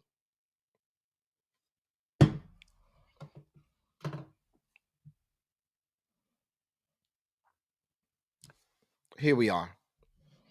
I don't even have time to break this down like I want to because it's Silly Saturday. But I don't want you all to not be informed. And like I said to you earlier, I will never forgive the Democrats for having a 100-0 confirmation of this fuck bitch. In more sugar spiky news, put a 27 in the chat if you have maybe your mother, father, grandparents, older uncles or aunts or older relatives in your family that get Social Security. Put a 27 in the chat if you have members of your family, or it might be you yourself, that receive Social Security. Because if you do, this ought to scare you.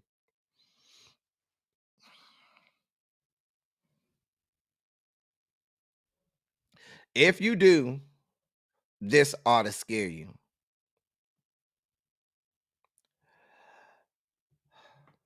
So, the SSA, or the Social Security Administration, unveiled this past Thursday that it would use the social media platform X, formerly Twitter, to make announcements going forward instead of traditional press releases or memos typically posted to the agency's website.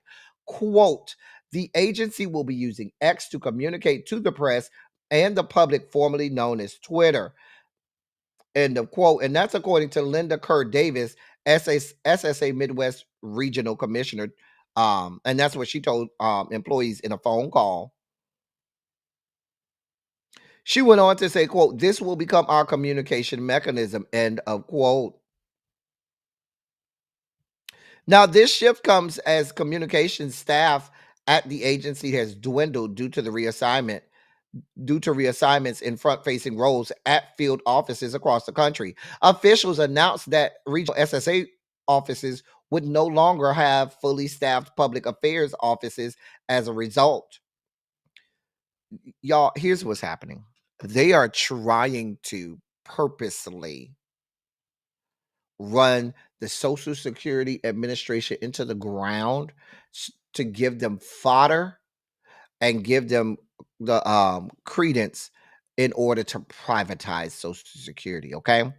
Now, what you're saying is you already were you're already closing offices in regional areas. And if you're not closing offices, you're giving them a skeleton crew and crippling the staffing there.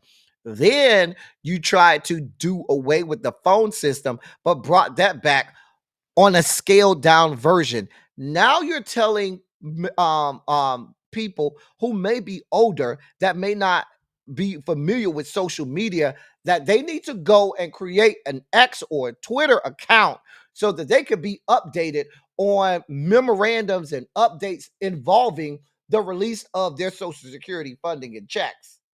Because instead of, it may have been hard enough for them to go to the website and go to this stuff, okay?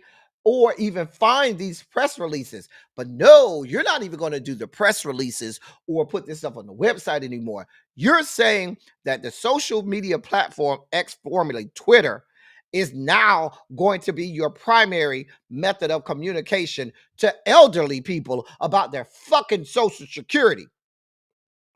Meanwhile, back at the ranch, who the fuck owns X, formerly Twitter? Elon fucking Musk.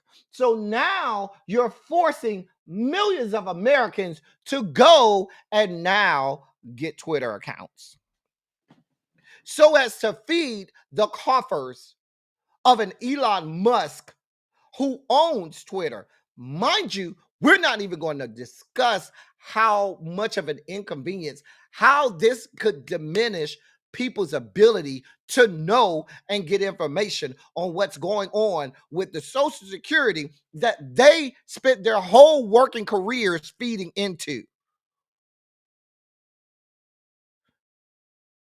But there's no conflict of interest here, right? Right?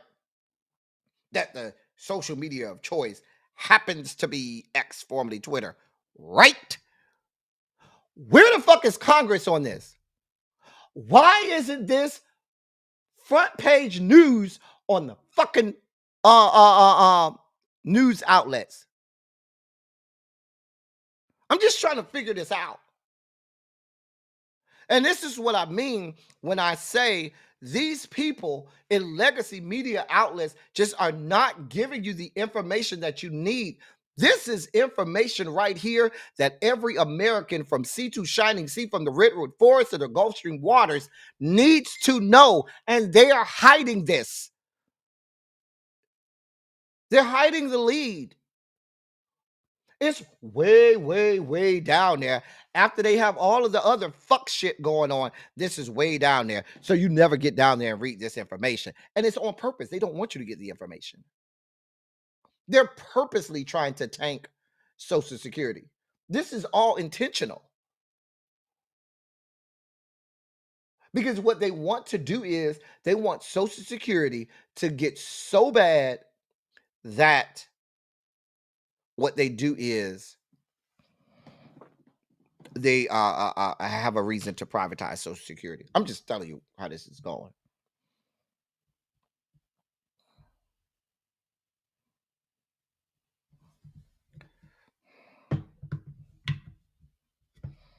Here we are.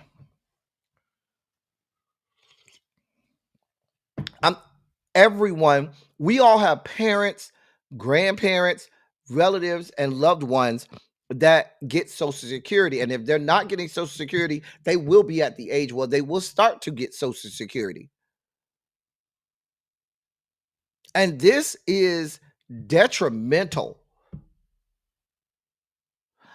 That's why I continue to do my part, and I continue to come up here and make sure that you all are informed, because they're not telling you this stuff. And I want to make sure that y'all are informed of what's going on here.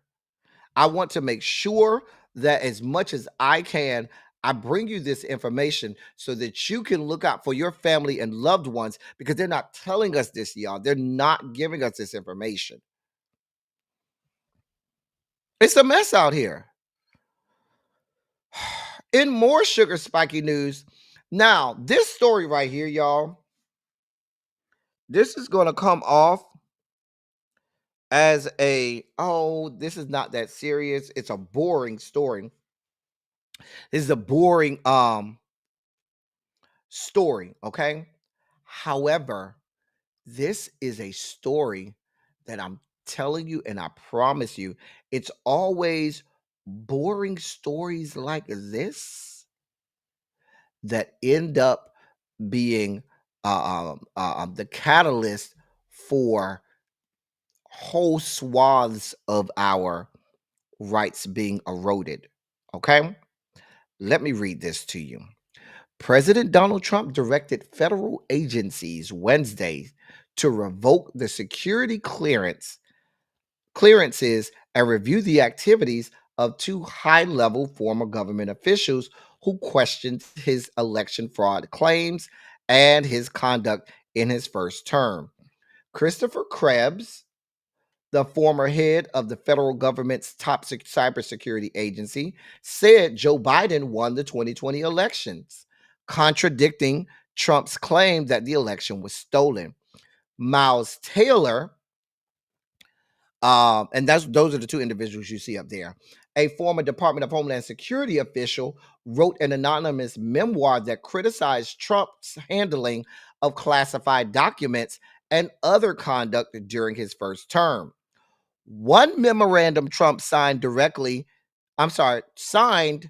directed the Attorney General and Homeland Security Secretary to, quote, take all appropriate action to review, in the quote, Krebs's activities. Another directed the Homeland Security Secretary to review Taylor's activity as a government employee. The memo related to Christopher Krebs described him as a, quote, significant bad faith actor who weaponized and abused his government authority, end of quote. The other memo said Mike Taylor, quote, stoked dissension by manufacturing sensationalist reports on the existence of a supposed resistance within the federal government, end of quote. Now, let me cut through the chase and tell y'all why this is important. These are two individuals that were on his first administration. Both Christopher Krebs and Mike Taylor were in his administration during Trump 45. Christopher Krebs, all he did was say that Joe Biden won the 2020 election. Mike Taylor said that there was a problem with him holding classified information in his home. Now, here's why I said that this is a boring story, but this could have revolutionary issues. Your president is directing the attorney general to go after them. And in these yet to be United States of America, what has always been off limits is the president having any amount of influence on the fucking attorney general. Even if the president is seen going into the attorney general's office, it becomes front page news, y'all, because they want to know, why is a sitting president going and having conversations with the attorney general? Because the attorney general is always supposed to be nonpartisan, is always supposed to be having nothing to do with the president and having no influence by the president. But the fact that a sitting president is literally directing the attorney general to go after someone because they simply said that he lost the election, and this person is seen as political ops or political enemies, and now you're directing Pam Bondi and her office to go after them, means that it is now fucking open season. I remember Eric Holder, when he was retiring, had a fucking retirement party. Barack Obama, the sitting president who appointed him, went to the party, and guess what happened? It was front page news for several days that the sitting president had the audacity to go to the going away party of the sitting attorney general, because you should never have a sitting president that has any dealings with the attorney general, so as to keep the attorney general unbiased. But you now have turned the DOJ into branch of the former KGB, because this is what dictators do. Dictators tell law enforcement, these are my operatives, these are the people that I don't like, they spoke against me, go get them. And when you have a president that now is rogue and doing this, and these are people I told you that were in his administration. These are Republican people that were in his administration. So if he's doing it to them, what do you think he's going to do to anyone else? They're not giving you this story. This means, y'all, that it is now open season. And that means it's open season on everybody. That means it's open season on any other politician. It's open season on the members of Congress. It's open season on judges. It's open season on anybody when you direct the attorney general to go after people. And even if nothing comes out of the investigation, you put these people's names into the zeitgeist of MAGA. And what do we know about MAGA? MAGA is about that life. They will dox these two gentlemen, go to their homes, and who the hell knows what will happen. We're living in scary times, y'all. He did tell everybody that he was going to do that, and everybody wrote it off as, oh, that's just Trump. He does things and sensationalizes things. Oh, he's just a showman. He's saying it for show. He's not. This is really happening, and we got fucking Congress asleep at the wheel. We got Congress asleep at the wheel. And for all of us who say that this is time for us not to be bothered, by the time y'all wake up, he's going to use his DOJ to come after our people. He's already coming after his own people. He's already coming after his own people that have not bent the knee. So now what that means is our people, it's open season on. I wanted to bring you that story, y'all, and I know it was a boring story, but I'm going to remind you of this story later on when we see how the Department of Justice is now only doing his bidding and going after his political operatives. Right. Exactly. BAP.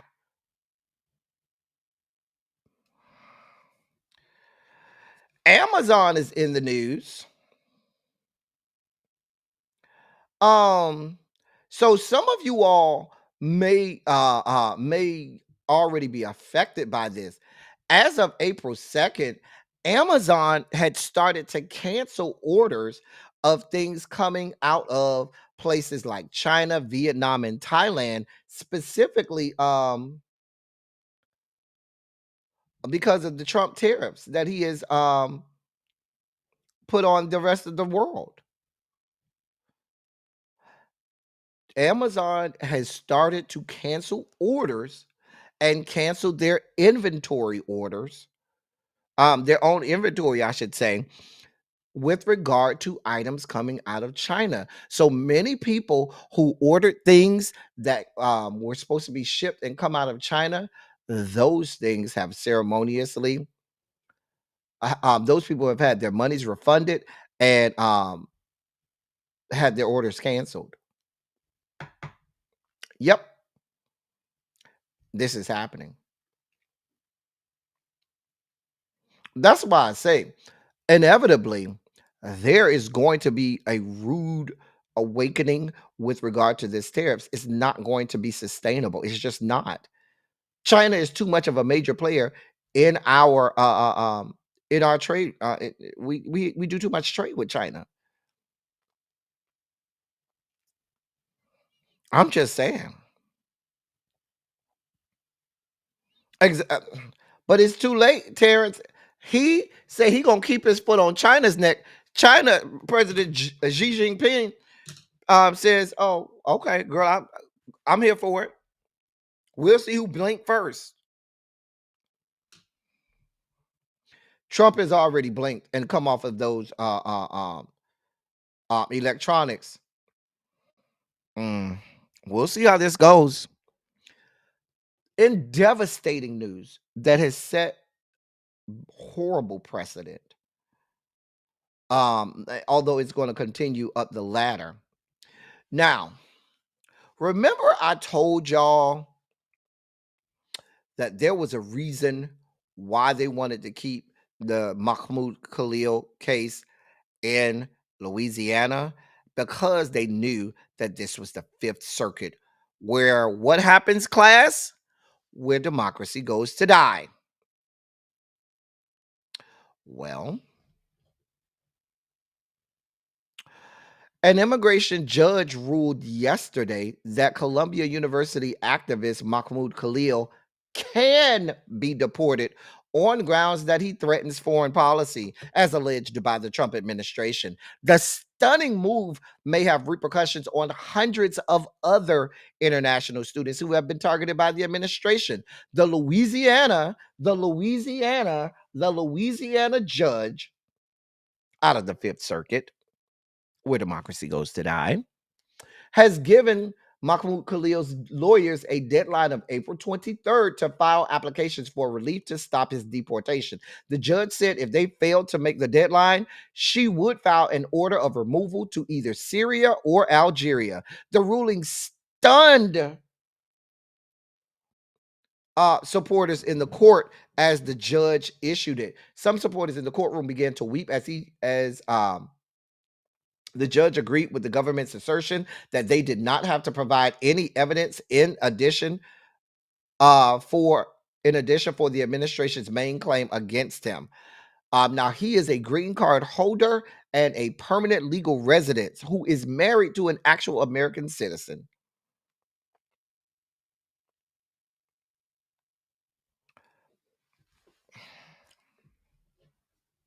Told y'all they are deliberate and strategic and intentional with what they're doing. It is now open season.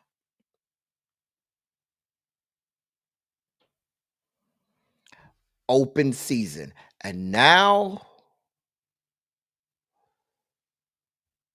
America is going to have the reputation this is not the place to come. And people like Mahmoud Khalil and many other students around the country that are at these universities, when universities accept students from other countries, these aren't just run-of-the-mill people. They only accept the best of the best, brightest, and smartest minds when they bring these students in on student visas, many of whom end up getting green cards and having permanent legal residence. These aren't the alleged criminals and thugs and murderers and rapists and the worst of us that Trump proclaimed all during his campaign he was going to get rid of. These are the smartest minds from these countries. And now many of whom end up, like I said, getting green cards and permanent residence and adding to our own economy, because they go and they become a part of our workforce here. They go work for different companies, or they become a part of various industries and verticals where they add to our economy and our workforce here, giving us some of the smartest and brightest minds. And now it's open season on these individuals. And I got a news flash for y'all, because me and Really B chronicle this all the time. The reason there's an influx of these brightest and smartest minds is because we know that our own education system lacks in what it should be doing in terms of educating and edifying our own people. The American education system is one of the worst of all modernized country, which is why we bring in other people, because they're light years ahead of our own education system when they come in. And now you're telling these people, do not come, which is going to severely diminish what we do and who we are going to be diminished. You're not going to see it right now in the next year or two. 10 years from now, you'll see the impact, because this is going to impact all of the research that we do, all of the inventions, and all of the technological advances that we have. This is going to affect all industries. And by the time they realize the mistake, Donald John Trump will be out of office or dead. And this is going to be detrimental to us. We're not going to see it like right now, but there's going to be reverberating effects of this, the likes of which you can't even understand. So now it's open season. And here's the thing I keep telling y'all. People are saying they don't care because these are immigrants coming from other countries. They're cutting their teeth, sharpening their knives to be able to do stuff like this and to jail actual U.S. citizens, to come in plain clothes and disappear actual U.S. citizens.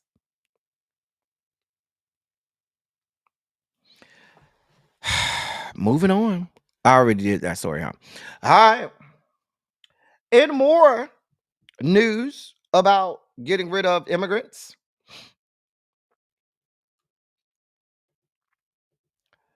well, a federal judge ruled in favor of the Trump administration, declining to block immigration enforcement at houses of worship. 27 Jewish and Christian faith groups sought to stop ICE operations after the Department of Homeland Security ended its sensitive locations policy in January. While the organizations argued that enforcement harms religious practice and violates First Amendment rights, Judge Dabney Friedrich ruled the groups failed to show a credible threat. In a related case, a Maryland judge granted limited protections to some Quaker groups, but did not extend them broadly. So now, where churches and synagogues and mosques could be seen as places of sanctuary, and ICE could not come in there snatching people up. Now, while y'all in the middle of praise and worship, ICE can come busting in, shutting everything down, and start snatching people up. Can and will. Yep. I told y'all. It was only a matter of time, because everybody was expecting for Article 3, the judiciary, to hold up and be the guardrails against this administration. It was only a matter of time before the dam broke, and now it's just open season. We see case after case after case where Article 3 is just not holding up anymore. And Article 1, Congress just don't give a damn. They are asleep at the wheel. So now Article 2 has now turned us into an authoritarian dictatorship. Here we are. In our last sugar spiky news, in a story that may have reverberating consequences within the Black community. Oh, so y'all don't understand tariffs? Oh, so you're willfully ignorant about tariffs? Well, you're gonna learn really quickly.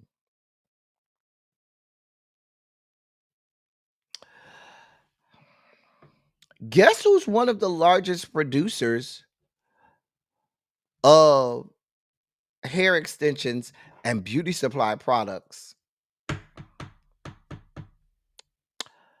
China. Yep.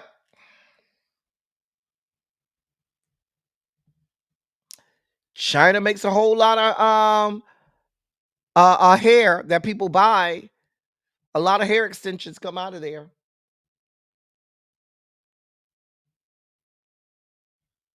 A lot of hair care products come out of China. And if the product itself doesn't come out of China, the ingredients in the product comes out of China.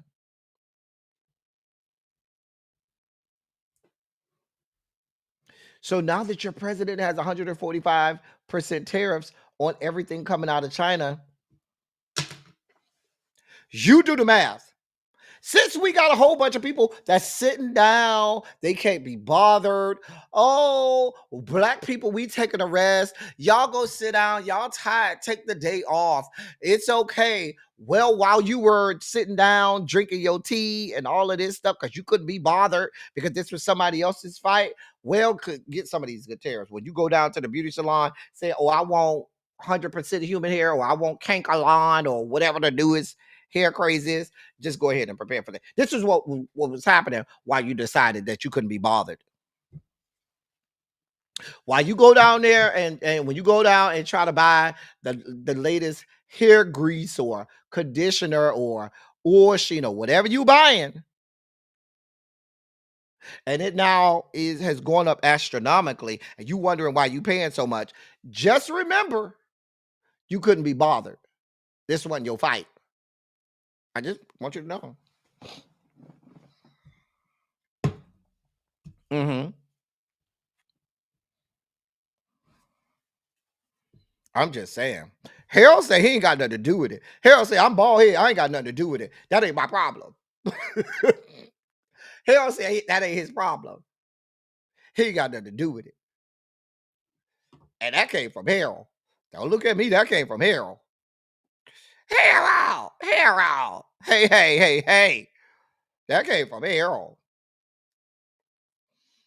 I don't have anything to do with it, y'all. I just report on what's happening. Okay. Now, beauty supply stores around the country are now finding themselves in a situation where they're wondering what they're going to do. And well, I shouldn't say they're wondering what they're going to do, but they're already saying that they're wondering what you're going to do, because that means that this is going to be tacked on to you, the consumer. Mm-hmm. Little baby, Tanya say she don't got no hair, so she ain't got nothing to worry about. Little baby said, "Listen, I don't wear weave, so it's not my concern." However, a lot of hair care products though are either made in China or the ingredients that make them are gotten out of China. So that's a concern as well, because us black people, even if we have our own hair, we need us some hair grease or some, conditioner or something to keep this good hair rich and full. Well, here we are. Just prepare yourselves. Anyway, we're at the middle portion of we're halfway through. We're about to get to some good stuff. Kornaki, Skaki's Corner, and this day in music. And so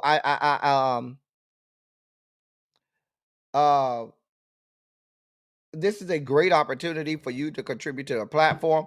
We had a full 7 days of programming. Please support the platform, those of you who can. Now, I'm not going to tell you what to donate. I'm not one of those people. You could donate $5. That's fine. But we work really hard over here, and we've worked hard this week. We've done a full week. We started last Sunday, and here we are Saturday, every single day. Some days doing multiple shows a day. And we work hard for y'all. And certainly we want to, we'd love for you to support the platform as this platform continues to support you and bring you independent media. So please take a few moments, click the QR code, support the platform because this platform does support you. Hall monitors, close the doors. Close the doors. Hall monitors, close the doors. Close the doors. Close the damn doors, hall monitors. Close the doors. But yes, we excuse me. We love and accept any and all donations that you make to this platform. We trying to keep the lights on over here, y'all. We're trying to keep the lights on. So please support the platform. Thank you kindly, sir and ma'am. Let me take my swig of, I don't got that much coffee left either. Let me take a swig of the coffee.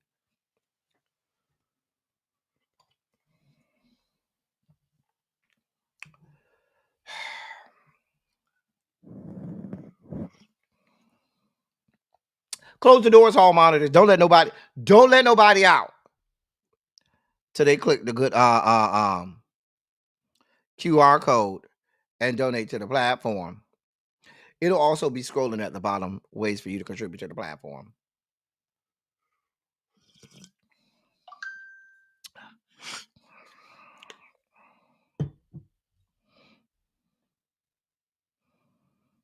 Thank you to those people. Thank you, Terrence, who donated to the back platform, from Terrence and from Janae. Thank you, Terrence and Janae, for donating to the platform. Your contributions are much obliged. They're much appreciated.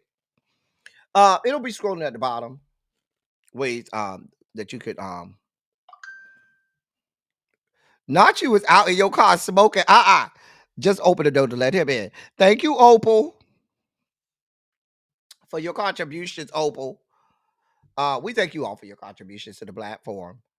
We do the best we can to bring y'all to bring you the news that you can't find other places, in a manner that you're not going to get in other places. We're moving on. It's time for Kornaki Skaki's Corner. Now, we have an upcoming mayoral election that I did it in Kornaki's Corner, I think a few months ago, but I wanted to spotlight this election again because it is coming, and this is a black area that traditionally has black leadership, and it's not looking like we're gonna get that right now. Okay. So today on Skaki's Corner, we're looking at the mayoral elections for the Crescent City, New Orleans, NOLA. Okay. Now, the city of New Orleans traditionally has a black mayor and black leadership, but in this upcoming mayoral, what you missed? Oh, let me tell you what you missed. Antonia, you missed a way to donate. We closed the doors. Antonia asked everybody to donate to the platform because we trying to keep the lights on these parts. We don't work real hard this week. We done went live 7 days this week. We have at today's show makes a total of 9 shows that we did this week, 9 lives. We've done 9 total lives this week in 7 days. It started last Sunday and went every day, and some days we did 2 lives. And we looking for you to everybody to donate. That's why we close the doors, because everybody needs to donate to the platform. We be working hard over here. Just saying. No, Antonio asked me what she missed. I just want to make sure she missed that part. So we're going to the great state of Louisiana, and we will be in the city of New Orleans for their mayoral elections. They kicked you out of CashApp. Cha. What you did to the people down to the CashApp?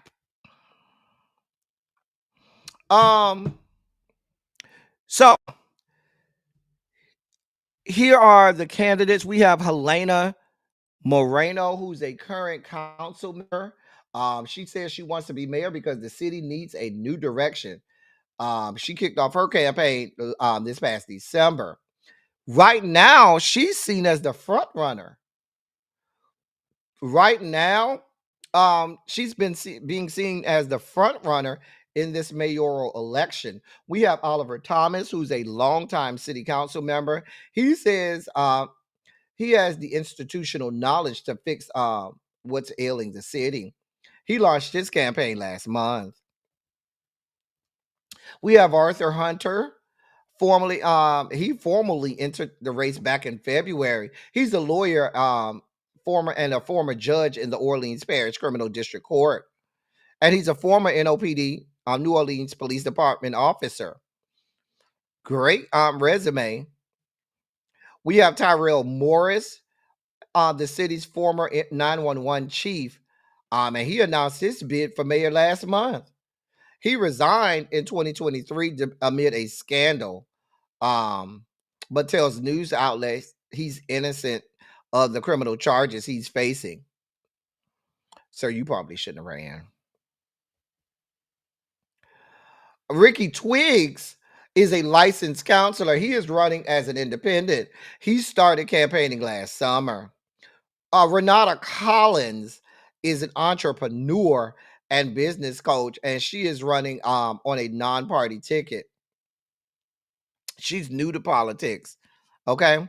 But right now they're saying that, and those are the six that we are going to chronicle. But right now they're saying Helena Moreno is the front runner. And that'll be the first time in a long time they have not had a black mayor in the great Crescent City in the city of New Orleans. I'm just saying. Y'all get out there in New Orleans, and I need y'all to vote. Now, Louisiana did great in that election they had just a couple weeks ago with those 4 referendums. And now we need y'all to come out. Now, the election is in October, I believe. And so I need y'all to come out and let your voice be heard and get out the vote in the great city of New Orleans. It's time for some of y'all's favorite segment, This Day in Music. Now, what year do you think we're going to do?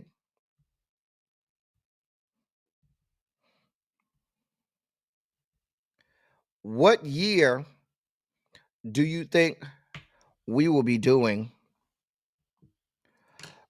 on This Day in Music? April 12th. Montrez says 2005. BAP says 1984. Miss Kiki say 1993. Taco said Tequila says 2005. Janae says 1985.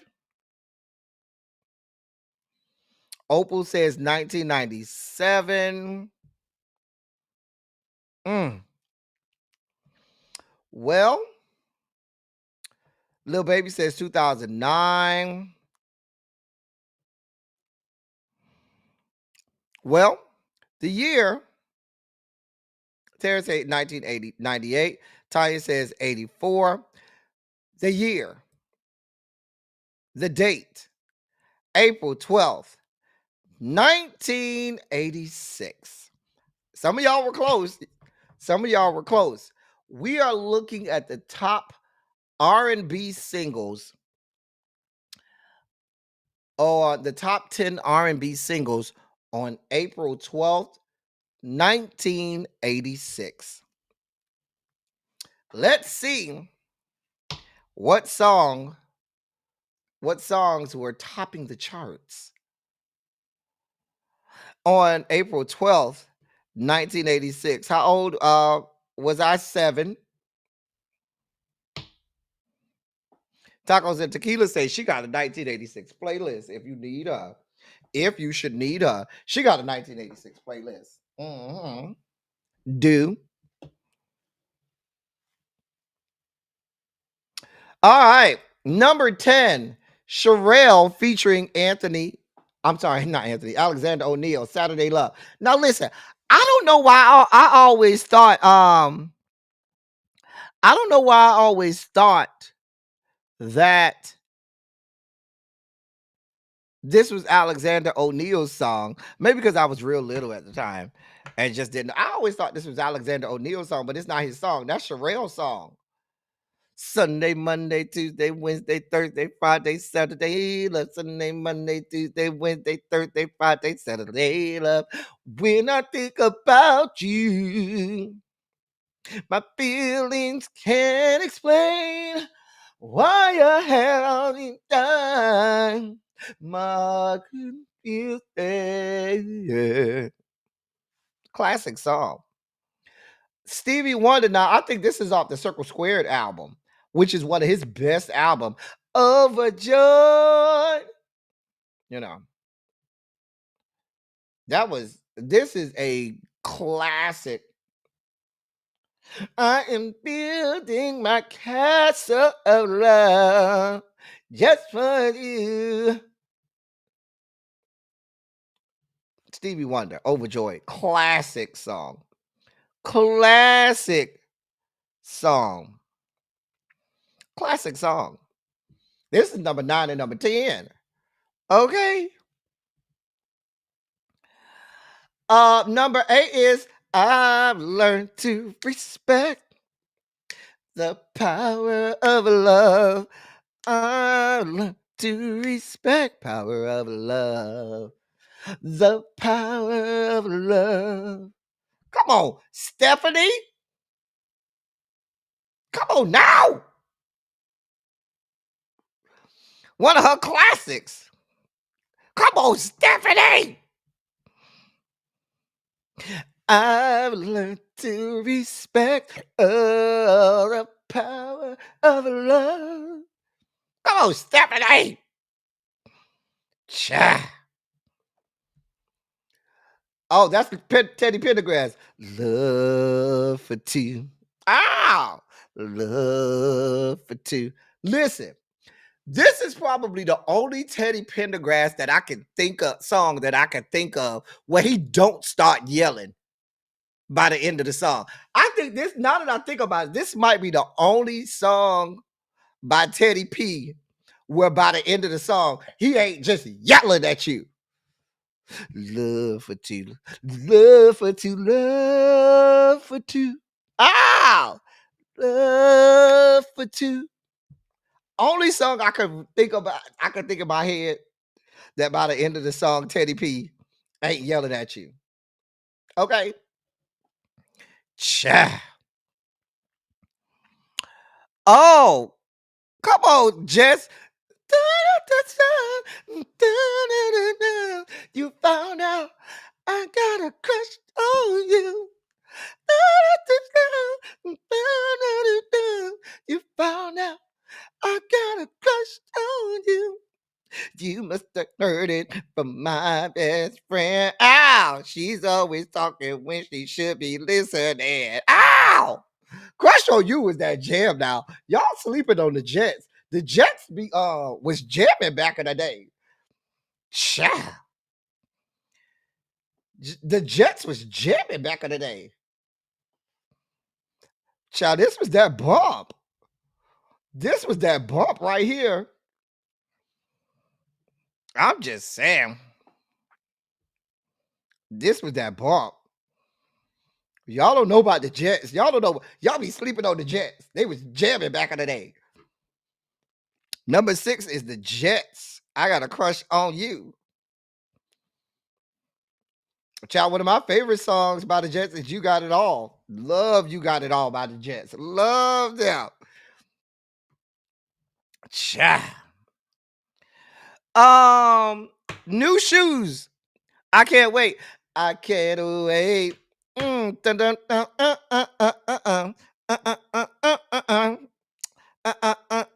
baby, I can't wait. Ow!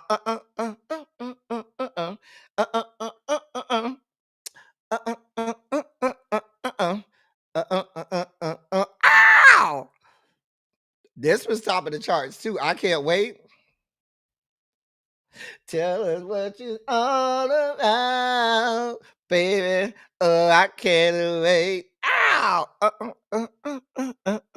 This was a jam. This was a bop back in the day, not in 1986. Come on now, baby.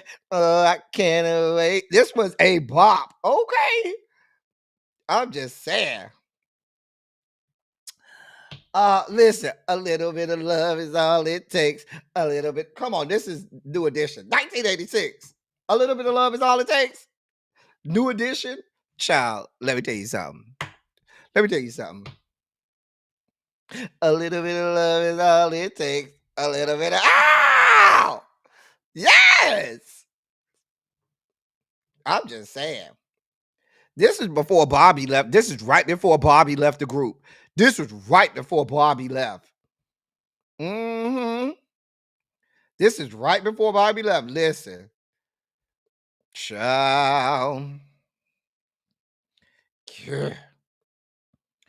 Child.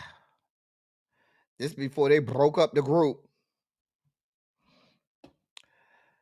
It's 1986. You're not gonna have a chart from 1986 without my girl being on it. My girl. What have you done for me lately? Ooh, yeah. Uh, uh, uh, uh. What have you done for me lately? Ooh, yeah. I never act for money I deserve. Ow! Uh, mm, mm. You seem to think you're God here to this earth. Come on now! Mm. Ow! What have you done for me lately? Ow! Ooh, yeah. Kiddos, this is a list. This playlist is good. This is a good playlist, kiddos. A great playlist. The Gap Band is number 2. You got me going in circles. Mm, mm, mm. Oh, round and around and around. Come on now. The Gap Band, classic song by the Gap Band. Classic song by the Gap Band. Classic song. Classic. Number 2, Going in Circles by the Gap Band. And the number 1 song, the number 1 song on the R&B charts in the year of our Lord 1986, April 12th, in the year of our Lord 1986. Kiss. Come on now. Come on now. You don't have to be rich to rule my world. You don't have to be cool to rule my world. Ain't no particular time I can be. I just want your extra time and your kiss. I'm just saying. Prince and the Revolution. Kiss. Here we are. Awesome list. Come through. Come through 1986. Bust through. Let's recap. Let's bust through. Bust through 1986. 1986 had a list. Now, y'all can say what y'all want. It's a strong list. Number 10, Saturday Love, Sherelle featuring Alexander O'Neal. Number 9, Overjoyed by Stevie. Number 8, I Have Learned to Respect the Power of Love by Stephanie Mills. Number 7, Love for Two by Teddy P. Number 6, Crush on You by the Jets. Actually, Tacos and Tequila. This is the Billboard R&B charts for that. This is the Billboard Top 10 R&B charts, not the top 100. But this is the top R&B charts for Billboard on that day. Number 5, New Shoes. I can't wait. A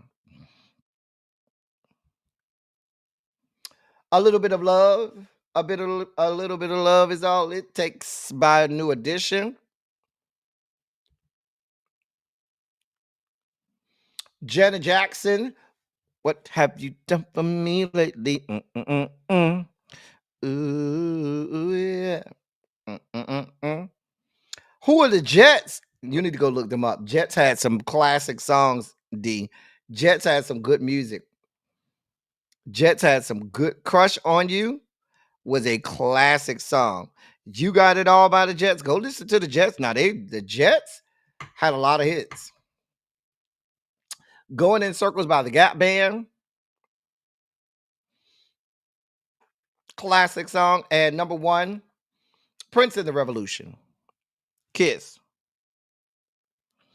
Kiss by Prince and the Revolution. It's time for our video breakdown. It is time for our video breakdown.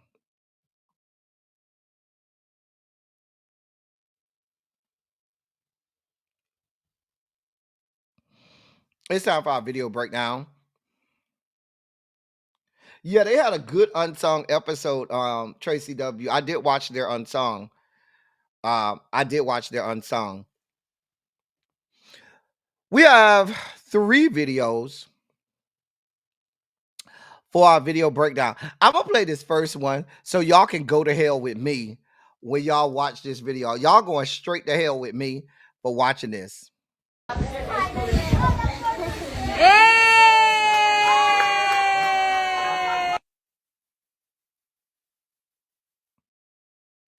I'm gonna play that again because some of y'all missed that.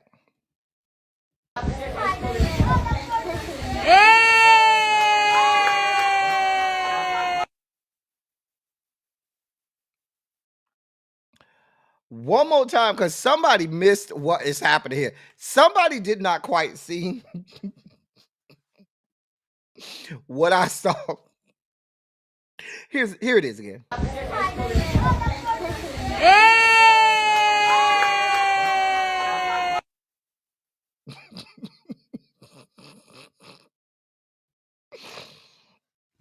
I'm just happy the baby got her candles blown out. I'm just saying.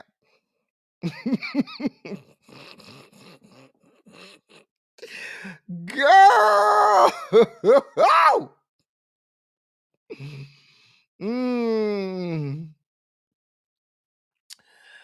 Here's our next video breakdown. Because y'all doing too much of these prompts. First of all, let me preface by saying, y'all doing too damn much of these prompts. Too goddamn motherfucking much. Here's the video. I'm not doing this with y'all. I'm not doing this with y'all.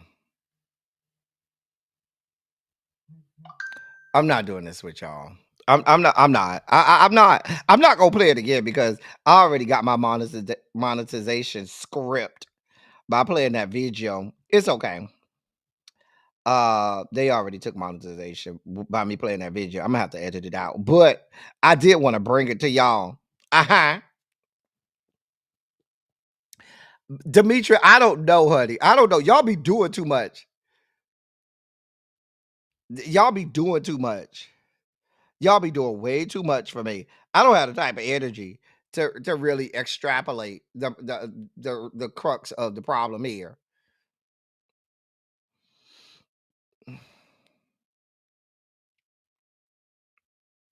In our last video montage and breakdown,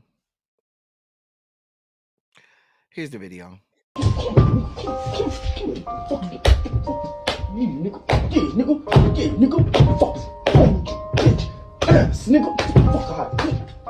Won't you, nigga?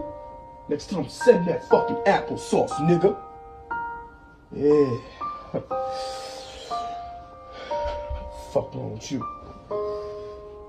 What's going on with your bunk mate? Hey. Hey. Hey, nigga. You sleep? You sleep, nigga?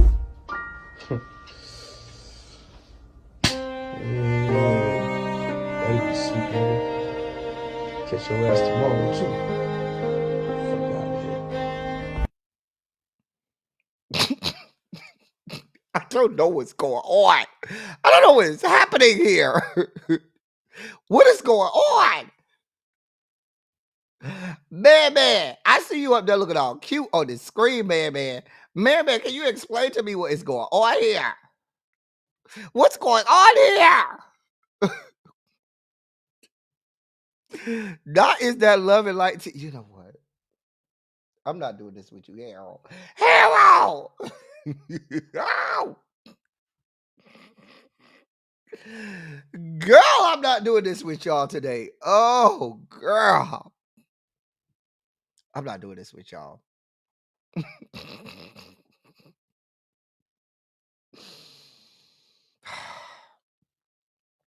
Terrence, I don't know what happened. I don't want to know. I don't know, Terrence. I don't want to know. I'm not involved. I ain't got nothing to do with none of that. I am not involved. I am pure and chaste. We don't get involved in all of that kind of carried on. I'm just saying. Opal say she gonna have nightmares. That's what Opal say. Opal say she gonna have nightmares. I ain't got nothing to do with it. I did not mean to contribute to your nightmares. I see what you did there, Terrence. Sleeping beauty. You know what? I see what you did there, Terrence. I just caught that. I'm kind of slow sometimes, Terrence, but I just caught that. Yeah. Not like a thief in the night. You know what?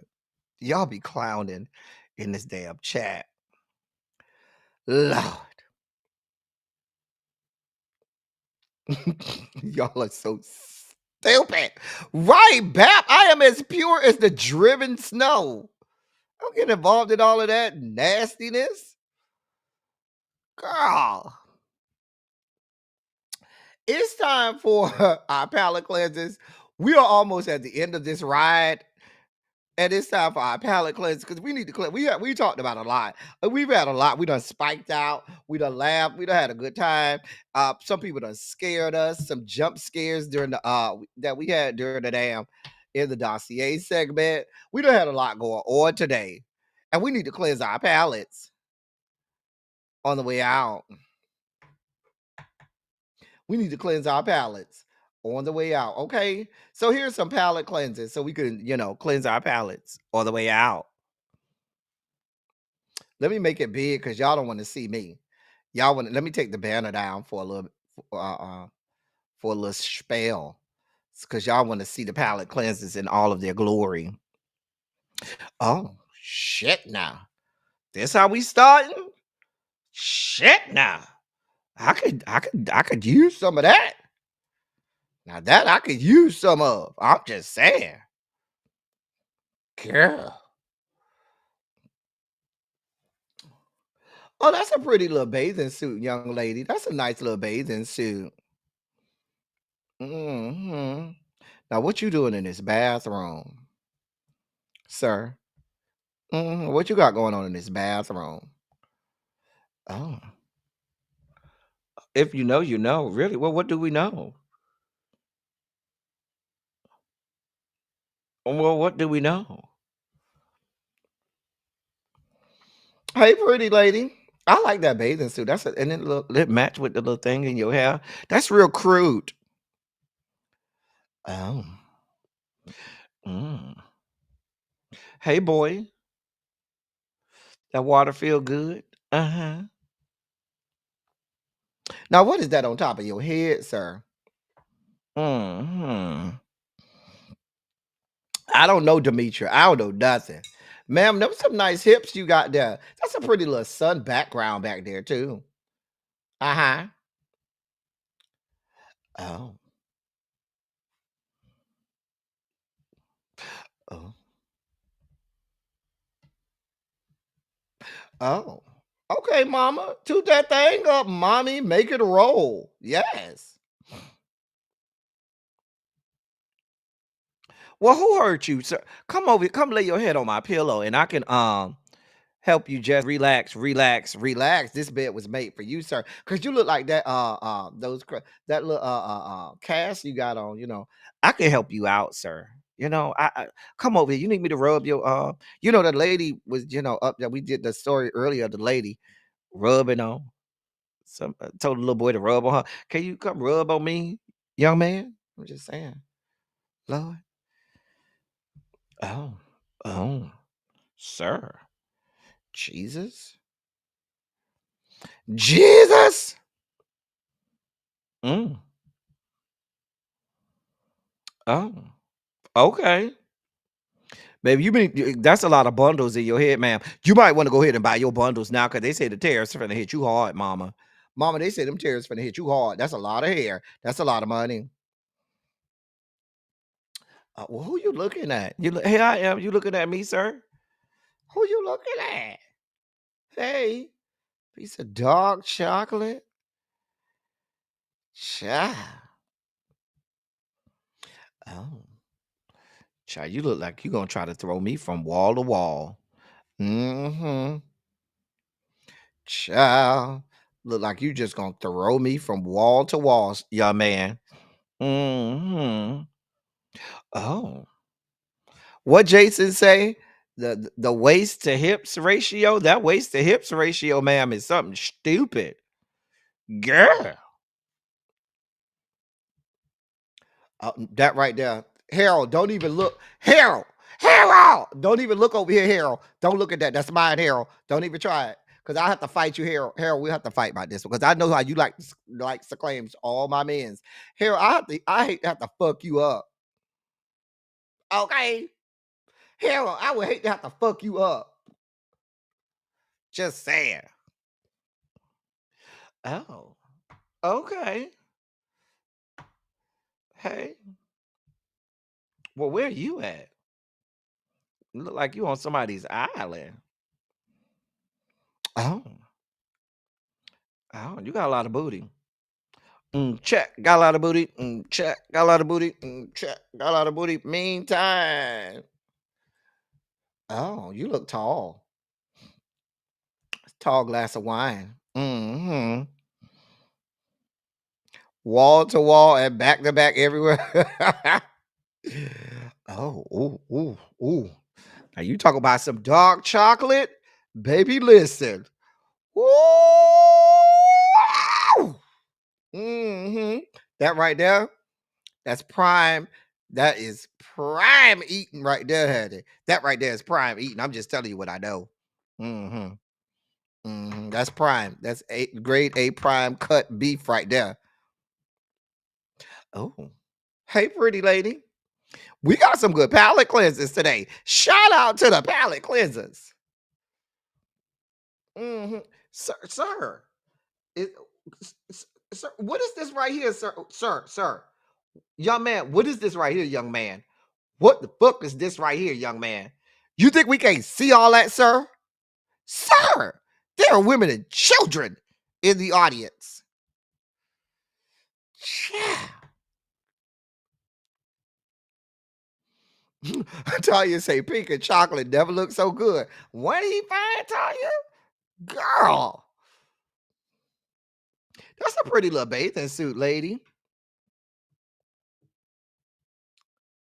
Oh, is that rose for me, sir? Is that rose for me? Is that for me? Wait a goddamn sir.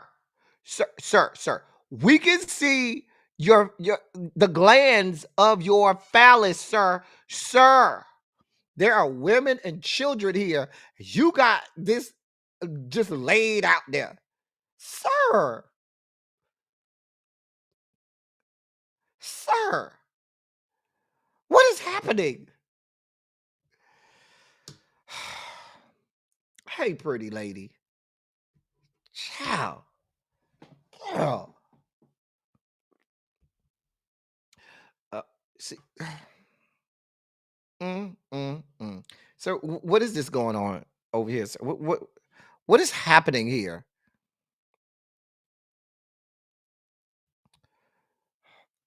We have the salt and peppers down to the members only chat. Now, if you're a member, shout out to the members. We put a lot of salt and peppers in the members only chat, and we put a lot of stuff going on. The members only chat, the salt and peppers be full and unbridled. You see everything on the salt and peppers down to the members only chat. Shout out to the members. You see it all in the members only chat. You know, we put stuff in the members only chat. You can't put in the on YouTube. I'm just saying. Oh. Hey. Okay. There goes some seasoned meat right there. Oh, hey, pretty lady. Oh.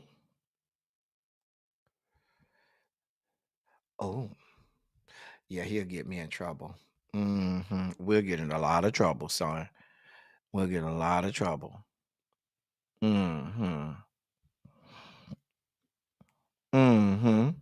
I didn't even know we had this many palate cleansers today. I did the palate cleansers last night and forgot I had this many. Child, come on, production. Mm.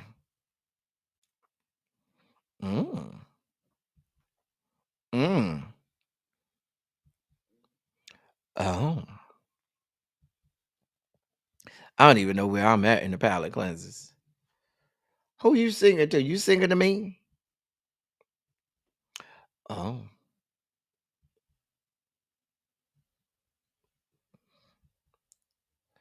Oh. Mm.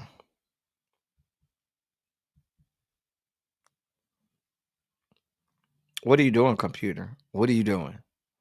What are you doing, computer? There you go. My computer say it's tired. My computer say, El Teddy, you've been on here 3 hours.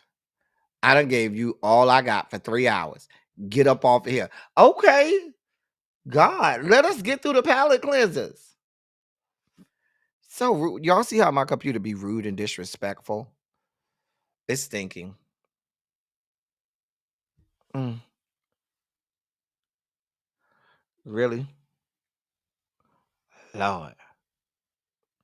So you just gonna do this for every single one now? For every single one, computer. Sir, what is this weave you got in your head? You're gonna be paying a lot of money for that now too, sir. Now that with you know, enacting tariffs on China. Uh-huh. Computer, what do you do? Hold on, let me see if I can't get my computer to act right. Hold on, y'all. Hold on for a moment. See if it'll act right now. Okay. No, it's still acting off. Hold on for a moment, y'all.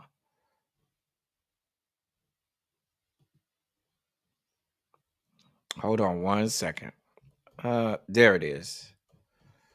There it is. Where we left off. Oh, we was almost done anyway. Hold on. Let me go where we left off. All right. Here we go. That's where we left off. All right. Almost done. Hey, man. We love man around these parts. I'll fuck you up by man. Oh. I did that the other day. I think I've been having computer issues either. I think one of my RAM chips might either be faulting or something like that. Because I cleared my cache. I cleared even my hard drive and stuff like that. And I think I may be having an issue with one of my RAM chips or something like that.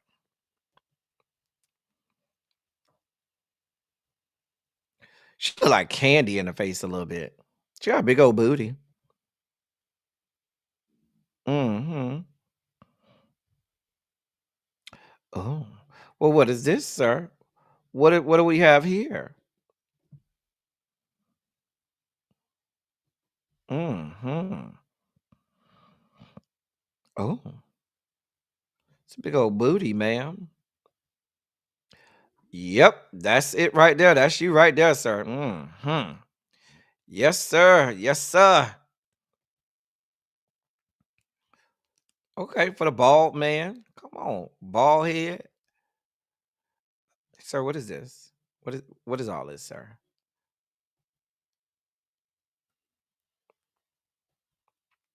All right, Catherine Powell. And that is Man. Hey, man. What's all this down here, man? What's all that down there, man? Y'all know when we see Man, that's the end of the show.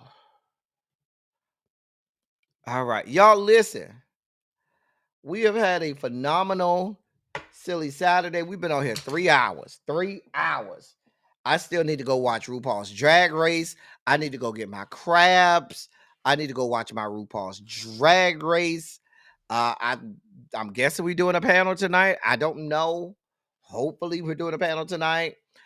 There might be some other things going on tonight. You may see me at. I'm not going to give it up. Just when you see me, look for me. And when you don't see me, don't look for me. How about that? But I am venturing to guess one way or another, you will see me tonight. So y'all have a phenomenal weekend. I'm not going to be live tomorrow. I have some things that I need to take care of. Well, I'm saying I'm not going to be live tomorrow, and you still may see me tomorrow. So I'm not going to say I'm not going to be live, but you'll probably see me again tonight. not on my channel, but maybe on someone else's channel, and I'll post it on the community wall. For those people who want to, once again, donate to the platform, I really appreciate those of you who do decide to donate to the platform. There is the QR code again. Thank you once again to Janae and Terrence for your donations. Thank you, Opal, for your donations. It is much appreciated. I never want y'all to think and believe that I am not appreciative for y'all coming around here and listening to me blather about and things like that. And it is a definitely a labor of love, making sure that I bring you all information and news that you may not be getting somewhere else. I do not take it lightly, and I want to make sure I'm responsible in all the things that I bring to you. So once again, thank you, thank you, thank you, from the bottom of my heart for all that you do when you all come around here and show me a good time. Anyway, we're about to get out of here, y'all. I thank y'all so much for being here. Like I said, look for me probably sometime at some point today. You may see me again. Yeah. That's all I got. As I always say, I love y'all. I love on y'all. Thank you all for being vocal, present, and active. Thank you for doing what you do. Thank you for any and all contributions that you make to the channel. They are much obliged and much appreciated. That's all I got for y'all. Until you see me again. That's all I got for y'all. Thank y'all for coming. Y'all drive safely. I'm out. Love y'all.